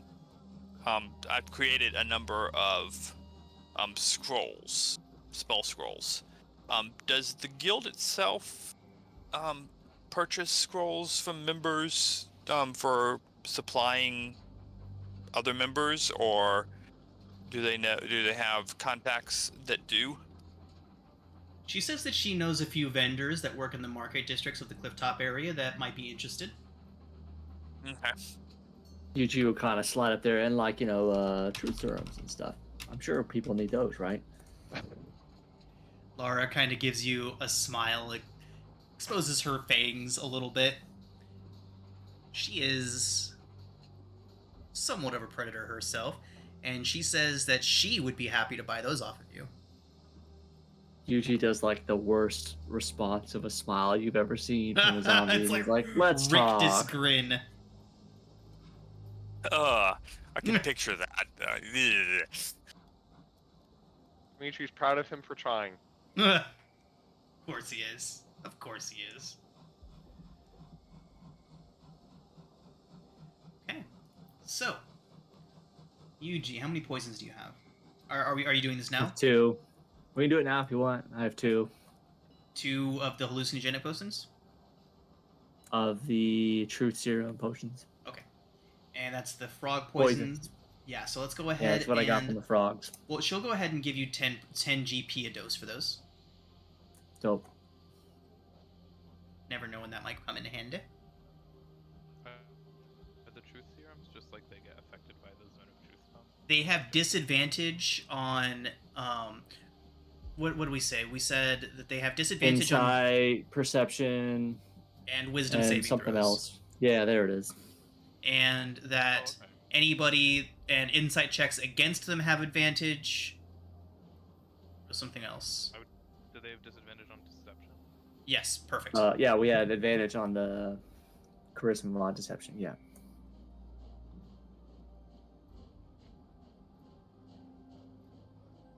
The one person I thought we were going to use it on, Tinge just sold into God knows what. So. Okay. We don't care. Any other questions for Laura? No. She Nope. says she'll be in touch. Thank you. See ya. And with that, let's head over to Tinge. Tinge, could you please roll a D100 for me? Here we go. Yeah. Okay. Wow. That doesn't good. You That are is very interesting. lucky that I picked the high end. I was gonna I forgot to ask you, so before you rolled I picked high and gave you a 10% chance of running into trouble. But that was high end, so I was like 90 to 100. So Tinge, you do make it to Barnabas without any interruption. Into the back alley. Where did we say he was? He's in Lower Dura, right? Yes, at the Aberrant Ailery. Aberrant Ailery. Oh. Damn it, did we say that was in... I think we said that was in Tabbock's Landing, the Aberrant Ailery. Oh, well. That part's not important. We will go ahead and say it is in Lower Dura, since Clifftop's in Upper Dura, just heading down from there. So, the Aberrant Ailery. Barnabas is sitting at his normal table in the far back in a darkened corner, sipping on some ale when he sees you approaching. You can see him kind of lean back in his chair and make a gesture up into the air. Suddenly, the Aberrant Ailery becomes very quiet, and a good 3/4 of the current inhabitants of this place get up and leave. Barnabas doesn't say a word. This gesture just signals to everybody that he has business to conduct, and it is private business. Tinge approaches. Flair's cloaked. Can't really tell who he is. Pulls him forward, pulls the cloak back, grabs him by the back of the head, pulls it back and go. He's here, despite his best efforts. So, Flair, upon that, so Barnabas is just sitting across the table, his arms crossed. Barnabas is a very large, thickly muscled human man, squared out jaw, wears a bowler hat and everything. You can see he's definitely had his nose broken a good couple dozen times. He has the look of a bookie, of a debt collector. And he crosses his arms, and Flair, as soon as you pull the gag off, takes a look around and sees Barnabas, and he just lets out a sigh and his eyes roll into the back of his head, like his eyes kind of roll in annoyance. Like, damn it, this again. And then Barnabas says, "That guy you killed owed me a lot of money, Flair. A lot of money." Flair just kind of shrugs. "You owe me that money now, Flair. You." And Barnabas looks towards you and thanks you very much, Tinge, and makes another gesture, and a half-ogre who somehow was hiding around one of the corners. You didn't see him when you walked in, but this guy just seems to kind of step out from behind the booth that you're all sitting at and grabs Flair by the shoulders and says, "Find him a good job, get him out there. Make sure we can keep track of him this time." And carries Flair off. Before Flair exits, Tinge just turns to him and goes, "I'll see you again." He almost smiles at you before he's dragged off. Tinge turns to Barnabas and goes, "Let me know when he pays you. We have business. He's not gonna make it." Aramis says, fair enough.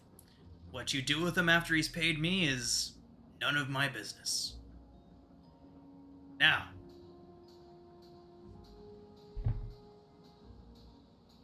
is there anything else I can do for you?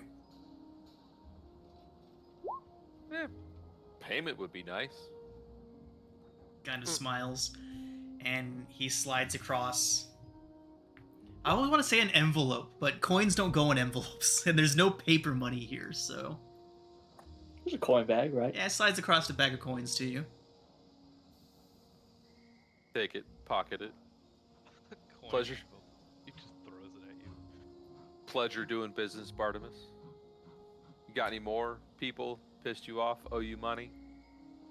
Says, well, now that you mention it, somebody is causing some problems in an establishment that I have a bit of a stake in.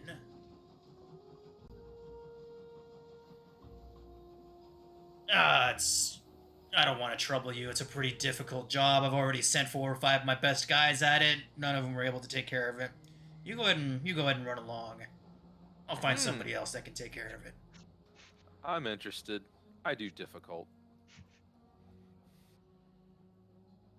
Well, if you insist. I do. You heard of the establishment, the Gilded Scarecrow? It is a casino in Upper Tavix.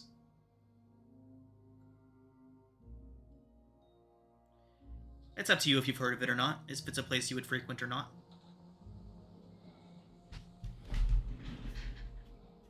You repeat that so I can get my notes right. Gilded Scarecrow. It is a casino in Upper Tavix.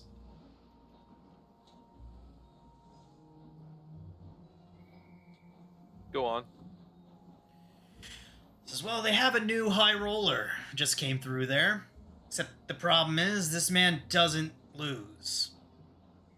Ever. The house caught on to him and banned him from the tables, and, he just moved to the player tables. Started taking everyone for their money. You see, the strangest thing is, everybody that I've sent to go and talk to him has come back to me without a penny to their name. He's somehow convincing these people to continue gambling with them and taking them for everything they own. Owners of the place can't get rid of them. So, why don't you head over to the Scarecrow and ask him politely if he would move on?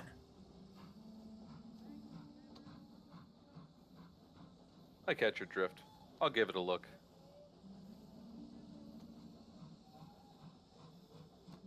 Talk about your payment and when you get it, but trust me, it will be worth your while. Pleasure. Turns, leaves. Tinge heads back to the guild house. Okay. What are the rest of you doing after meeting with Laura? Oh, sorry. He counts the coins on the way. Doesn't trust Barnabas at all. It is 5 short. That fucker. That fuck.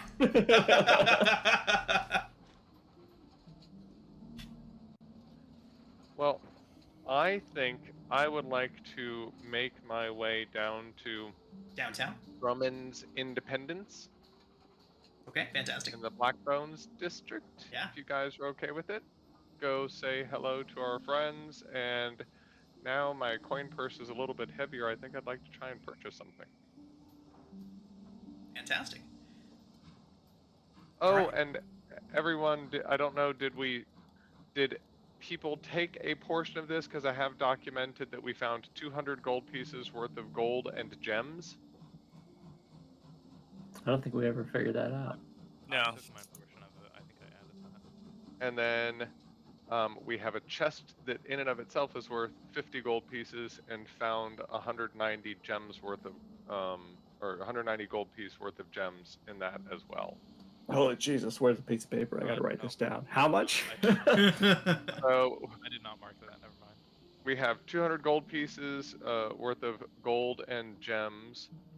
What? Is it 390 total?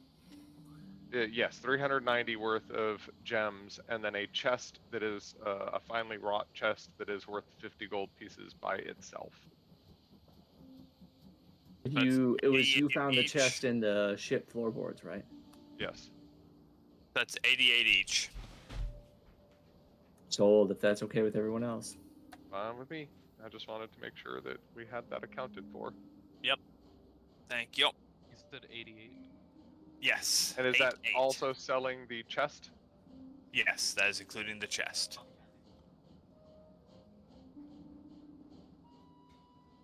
Oh god, we're getting close. What's everyone saving up for? Plate. Lots of things. Lots of things. Plate, Nice. half plate. Plates, magic weapons.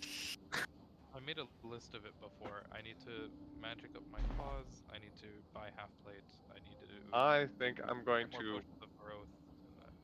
break down and get a breastplate.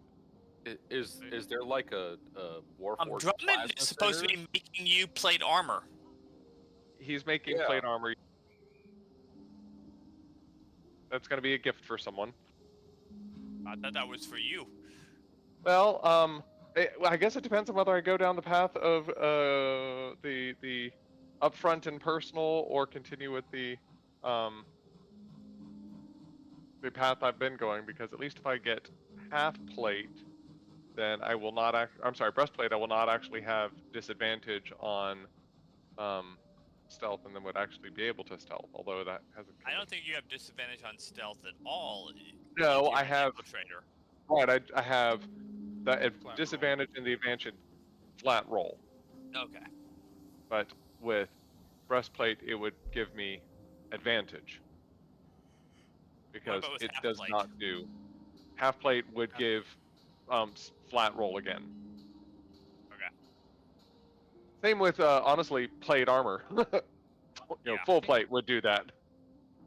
I think Dimitri might be able to afford breastplate now. I forget how much it is. Isn't it 450? Breastplate is 400. Yeah, I mean, I can afford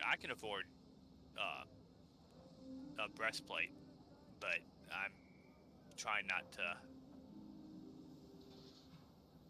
buy something. Try not to buy an intermediary if I can afford to get the next thing up.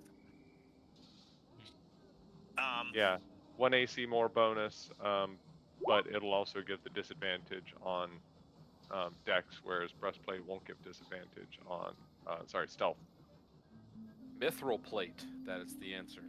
Yes, mithril plate would be the answer. Just need to go find a big old plant of mithril and dig it up. Find a whole bunch of mithril and just carry it around with us. Yep. This is Eberron. Everything's available, right? If you have enough money, yes, everything's available. We're packing, so. I was just checking, and I just realized I have salamander fingers in my inventory. I forgot that I collected those. I probably would have tried working with those on the trip back at some point. Okay. I completely forgot I had that.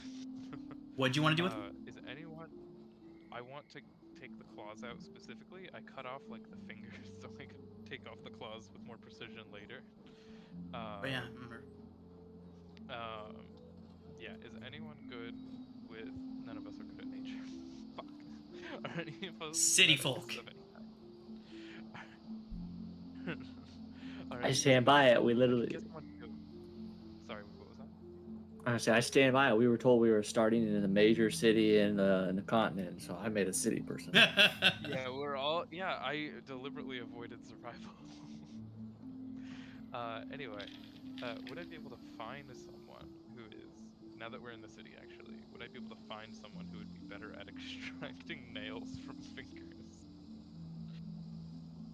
Make a charisma investigation check as you ask around. I couldn't be worse at those, I don't think. Yeah. I couldn't be worse at those. Okay, great. Dimitri, I grab him. Yes.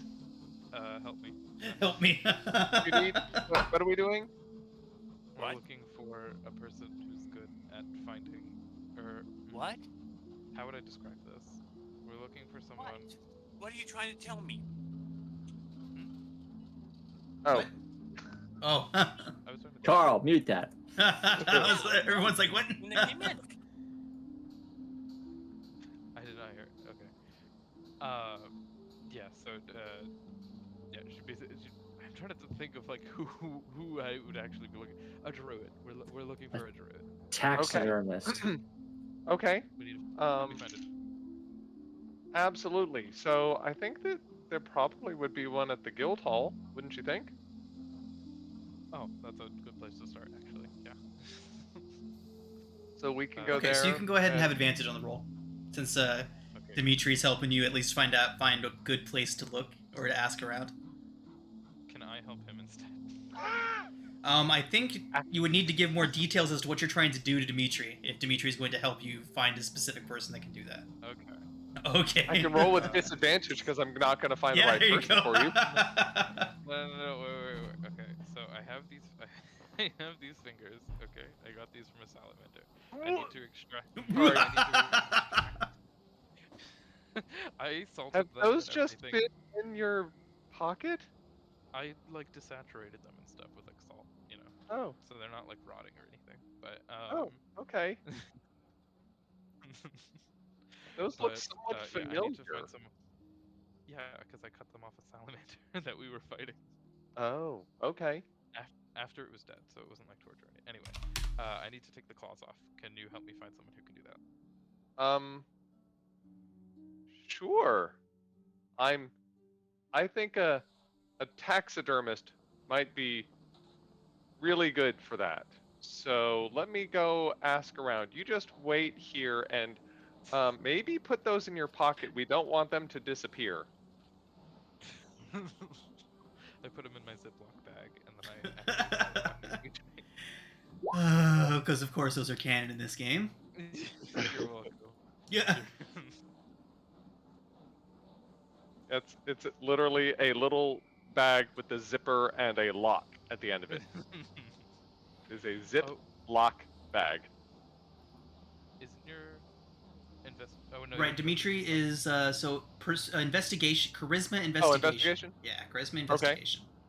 I have no idea how to make it charisma. You can't come. This is basically the same. I would think, Is it the same modifiers? Or even- So basically, you would just roll a yeah. you'd roll an investigation check and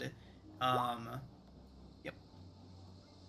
And then instead of your intelligence, you add your charisma. Which would be the persuasion. Yeah, persuasion does that already. Okay, He's cool. already Because I'm black. proficient. And then,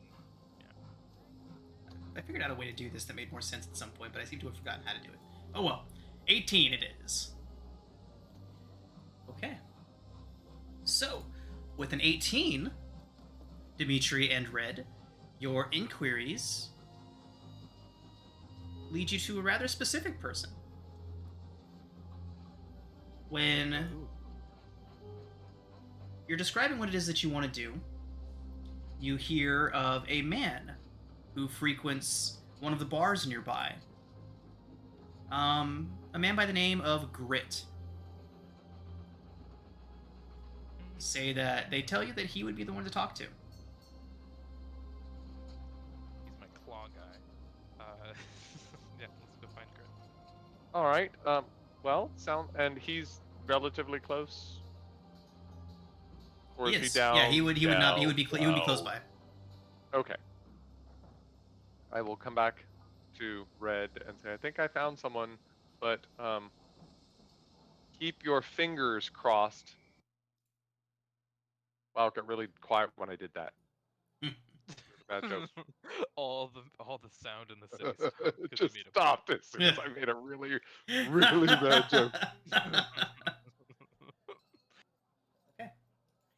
So, they say that you'll know him when you see him. The person that you're talking to, just a random cliff topper, would say that you'll know Grit when you see him. He's hard to miss. He's got the look of nature about him. Okay. Druids do tend to do that. Also, a comment: would this be starting my adventure for magical claws, or would that be like a separate thing that you planned out? So, As you We talked all, about that in the- yeah, as you all, as was it just is it just Red and Dimitri heading in there? I imagine so. So as Red and Dimitri make their way over towards one of the ale houses, doesn't even have a name. It's just a little hole in the wall spot with a tankard sign hanging out in front of it. A literal hole in the wall. It's on one of the outer walls of the city, and it's just a hole. And there's a way like it's just a hole at first, but then once you get like maybe 10, 15 feet in, it opens up into a rather wide cavern with seats carved into the walls all over the place. It all seems carved out of the stone of the outer wall. But it seems to cater to a rather seedy group. You can see kind of people looking up and giving you weird looks as you enter in, not regulars to this place. But there Red is glares back at them. what's up? Red glares back at them when Nice. they look at her. But there Dimitri is smiles and waves. Of course he does. There is a youngish-looking man, probably in his like mid 20s, sitting against the back corner. He's wearing a very large, flat-brimmed hat that extends far enough that it droops down over his face, and he is wearing a shirt that seems to have been entirely made out of browned and dried leaves. It almost looks like a leather that he's managed to make out of these. He looks dirty, but not in like a gross kind of way. It looks like he's been out in nature for quite some time. It's got that smell of earthiness that comes off of him as you all approach, and fits the description that was given to you on. As he looks up, he is a shifter man. His nose is almost leonine, and his eyes are bright yellow. Looks as if he's halfway between a shift at all times. Ooh, impressive. Hi, are you Grit? Hi, I'm Grit. What can I do for you lot? Hi, Grit. This is my friend Red. She needs your help. Hello, Red. Bye. Hello. She just laughs a bit as Dimitri introduces. I love that. I'm going to go down. I think you know what you want to discuss Yeah, I got with it. him. Thank you. Okay. Bye. Pat him on the back. Then he will leave, waving at everyone. Bye. Bye. She'll take a seat in front of Grit, and then just like reach into her bag, toss the Ziploc onto the table. He immediately I just need scoops to- it up and looks at it. Frost salamander. I haven't seen one of these in 50, 60 years it's been. Oh no, I'm gonna die. Starts. Turn He says, around. "Do you mind?" Oh. And as he says that, his index finger grows a 4.5-inch glowing green claw. Ooh, interesting. He points at the bag. You can open it if that's what you're. He slices the bottom of it open and the fingers fall out. He's looking down at them and he puts the claw away. He says, so what exactly do you want to do with them? A necklace? A dagger? Arrow tips? I was thinking some kind of modification, and then she'll like flick out her own claws, like kind of like a cat. Just show them. They've been not as effective against certain kinds of things, and I need to get more effective against them. I was hoping just maybe. Ah, so you're looking for this. And he opens up both of his hands. An emerald claw. I didn't even think of that. Nice. But he throws out both of his hands and his glowing green claws all extend. Ah, these. Got these from a medicine man down in Zendrick. Zendrick. Okay, ready. She writes that on her back as he talks. I had to give him 3/4 of my tail for him. Worth it. It re-extends him. Yep, it does sound worth it. I'm lucky enough to my tail grows back if it gets cut off. It's not the best experience, but I'd love it, I guess. Like a lizard a little bit. Now I can't do that with these claws. Best I can do with these is a dagger or some jewelry or something like that. But if it's the claws you're looking for, well, I may be able to be convinced to let you know next time this medicine man friend of mine makes his way into town. I'd be very interested. And if it could help you remember, she'll toss over a bag of 10 gold. He picks it up and weighs it. That'll certainly do. Usually comes through once every few months or so. Sells his goods, picks up some supplies before heading back south. I'll be sure to let you know next time he's in, and your name is... Red. Or Elysia. Where can I find you, Red Elysia? The fucking cliff top. Fucking cliff top. Fucking cliff top. The adventure. It's a bit of a change of pace for me recently. Awesome. So I actually have... There's grit for you.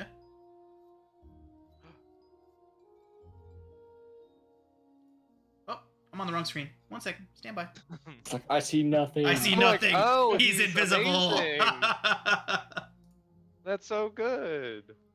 I actually got faked out. I was like zooming in on the pictures, and I was like, which one of these Where has is got he? grit? Where is he hiding, Yeah. damn it?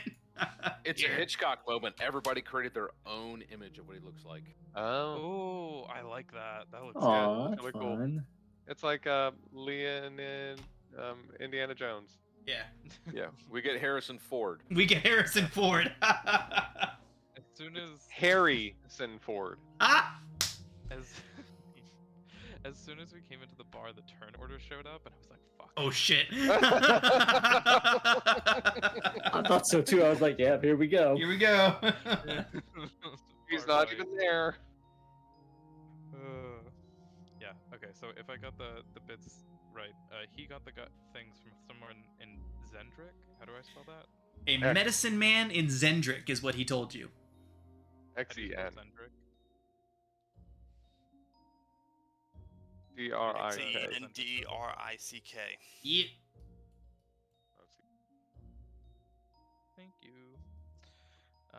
Cool. Medicine Man comes in every few months. And the place we're in is I'm just gonna call it the hole in the wall. That would be a perfectly reasonable thing to call it.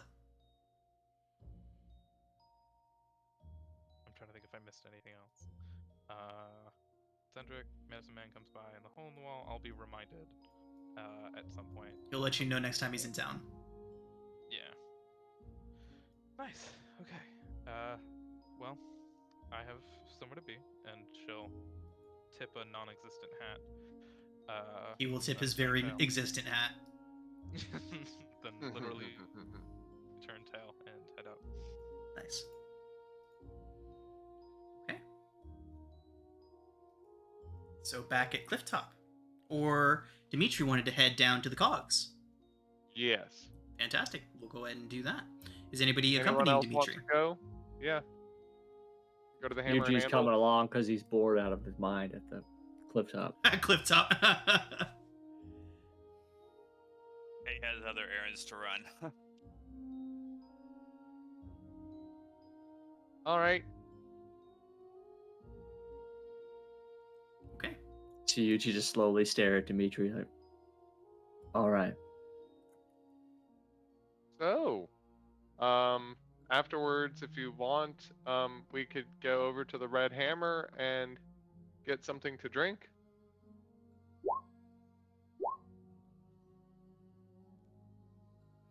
Okay, so we have Yuji, Red, and Dimitri all heading down to the Cogs. Oh no, she's not headed down. Oh no, okay, so just Yuji and Dimitri, got it. Sad day. Just realized I left my Yep. fingers with the guy. Bye. Yuji like kind of stares at him. Doesn't he? I don't really eat or drink that much, But I'll come Well, I with know. you if you want someone there. Well, the Warforged don't drink very much either. I thought that maybe that would make you feel more comfortable. I thought they were like Bender and they pounded it hard. I mean, I think that some of them do it, but I mean, they don't have to. But it is a bar, so I mean, I'm not going to tell them that they can't do it. You don't think it'd be rude of me to think that they were not going to be doing it just because they don't have to do it? I mean, Tinge doesn't.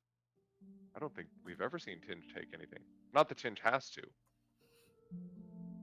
You're putting a lot of thought into nothing. Sorry. That happens. Often. You're right. It does. Sorry. No, I'm coming So- with you because we have to be careful of that group we ran into last time. Their name suddenly is escaping me. Who do we make a deal with? Oh, Uh, not Dosk? Dosk. Dosk. Yeah, I don't necessarily want one of us going down there oh, that's and a fair still point. owing Dosk a fair trade. Yeah. I mean, I doubt they would. They said that they weren't going to ask us to do anything bad, and I'm pretty sure that they probably wouldn't bother us, especially if they want us to help them at some point. But I appreciate that. So you and Ina seem to have a connection there.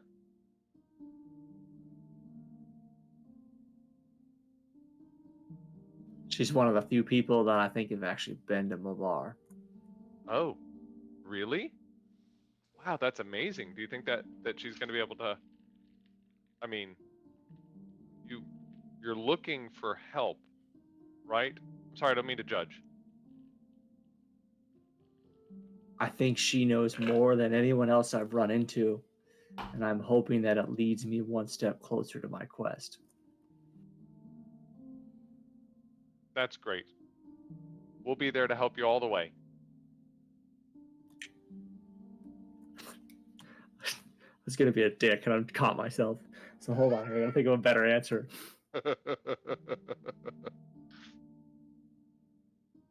Speak your first truth. When things get dicey, I don't think anyone's going to be able to help me.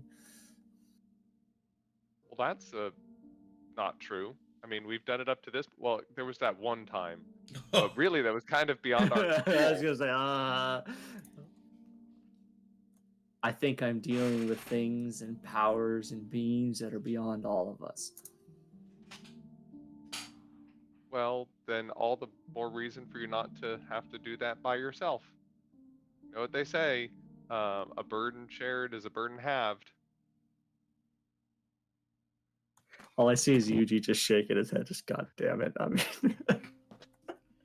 And the other part of that that I was expecting you to continue with, but it's okay that you didn't, is a shared joy is a double joy. It's all right. We'll get there. I think Yuji just stone faces him. Just all right. Okay. Okay. So, to Oh, look at Drummond's that. then. Drummond's. Yeah, you're at Drummond's. So, yeah, as you arrive at Drummond's, he's standing outside as per usual. He's actually looking almost happy as he looks around. You see him going over some paperwork, and the forge seems to be in excellent working order. All of the Warforged working are looking like they're in very good condition, like their conditions are very good. And, yeah, as he approaches, he says, You're back! I should really... Hi. You guys have no idea how good you've been for business. Apparently, as he goes over everything, paying them well, giving them time off, giving them vacations, all very good ideas. Good job, guys. And he starts going over all this and says that his business is doing almost double the profits that it was before this whole thing.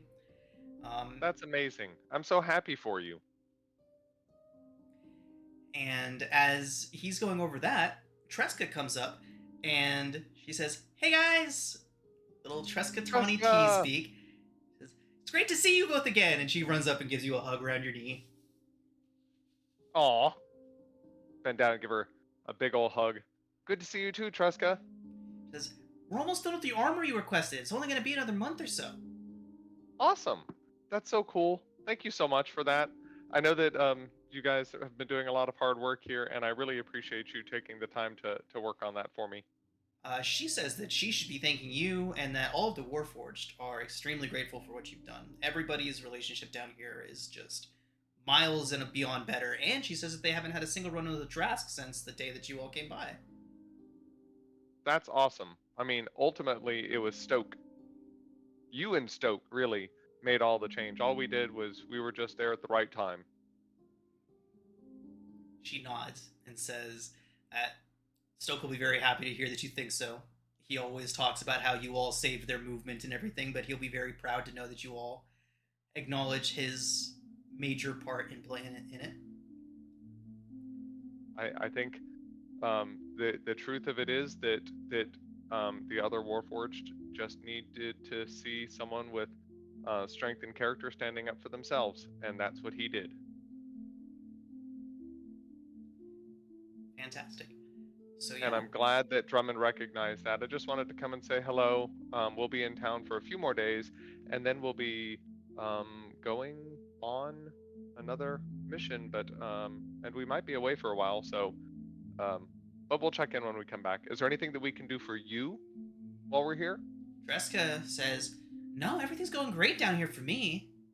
I mean, I'd be happy to help out at the forge if you're in need of an extra set of hands for the next few days while I'm here. She says that there's nothing that really needs any immediate attention right now except for your project, of course, but they're doing that for you. They say that Okay. we're not to see it until it is completed. Okay. All right. Well, we're gonna go have a drink over at the Red Hammer. All right. Good to see you. Drummond says, extends his thanks again and heads back inside, still going over paperwork, oohing and awing at all of his profits. The happy Scrooge McDuck.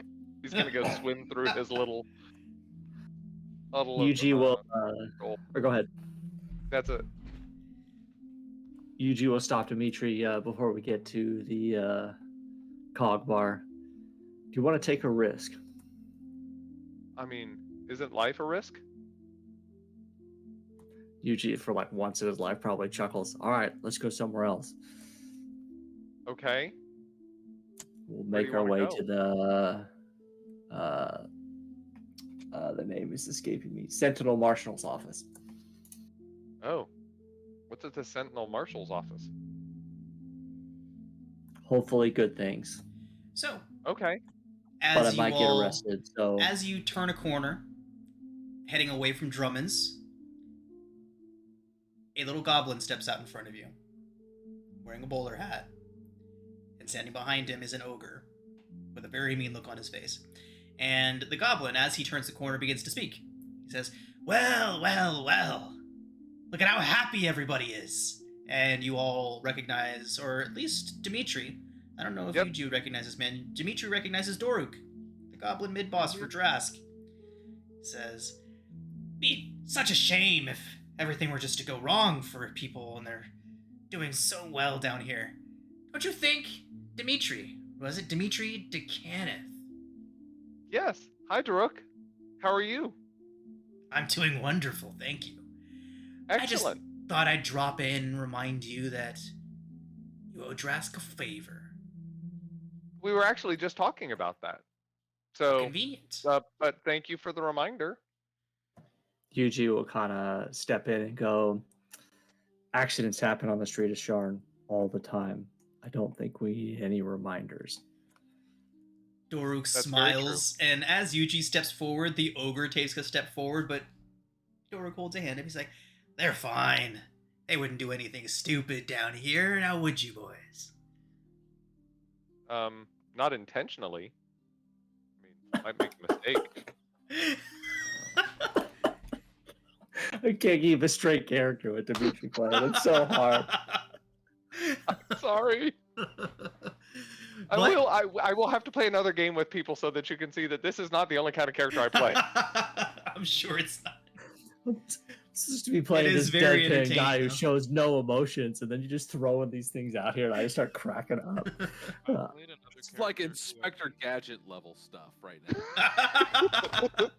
I tried playing another character who was like as nice as Dimitri before. Like I started a different game and I was like, okay, I'm gonna make a really nice character who's like obliviously nice, and it was I literally folded immediately. I'm holding I on. was like, they're still an asshole. They're just they're just like nice a lot of the time. Sorry about that. So Yuju okay. kind of like sides up the ogre and say, we're just waiting for you to give us a call. Or message or sending says- stone or whatever you want. Dorg says that the time is approaching very quickly. They have some problems that need solving down here. Well, we're really good at that. Dorg tips his bowler hat to you again and makes to leave. I don't know why, but like, gangsters says bowler hat to me.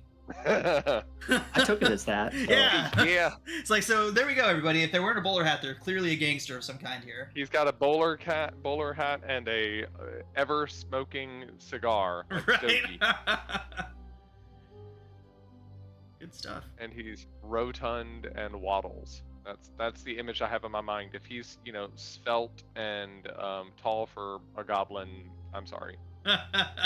He is not. He is as described. Okay, with mutton chops. With mutton chops, big old bushy ones. Yep, that's what. It gives That's it. the clockwork orange for me. Okay. Okay. Well, it was interesting that you mentioned that. What a coincidence. But Alright. I wonder what they're gonna want us to do. Probably something awful. Nothing awful, of course not. No, they said before that it wasn't going to be anything bad, and he didn't seem like he was in a bad mood. So, I think it'll be fun. How many people do you know walk around with an ogre just for kicks and giggles? I'll look around us. Are there any other ogres wandering around here? No. Oh, well, That's what I was gonna say. I don't think there's any. It's all Warforged out here, isn't it? I'm sure that there are some ogres or people too. And maybe, it could have been that the ogre was walking around with him, but he just happened to recognize us and so decided to, come up and say hello.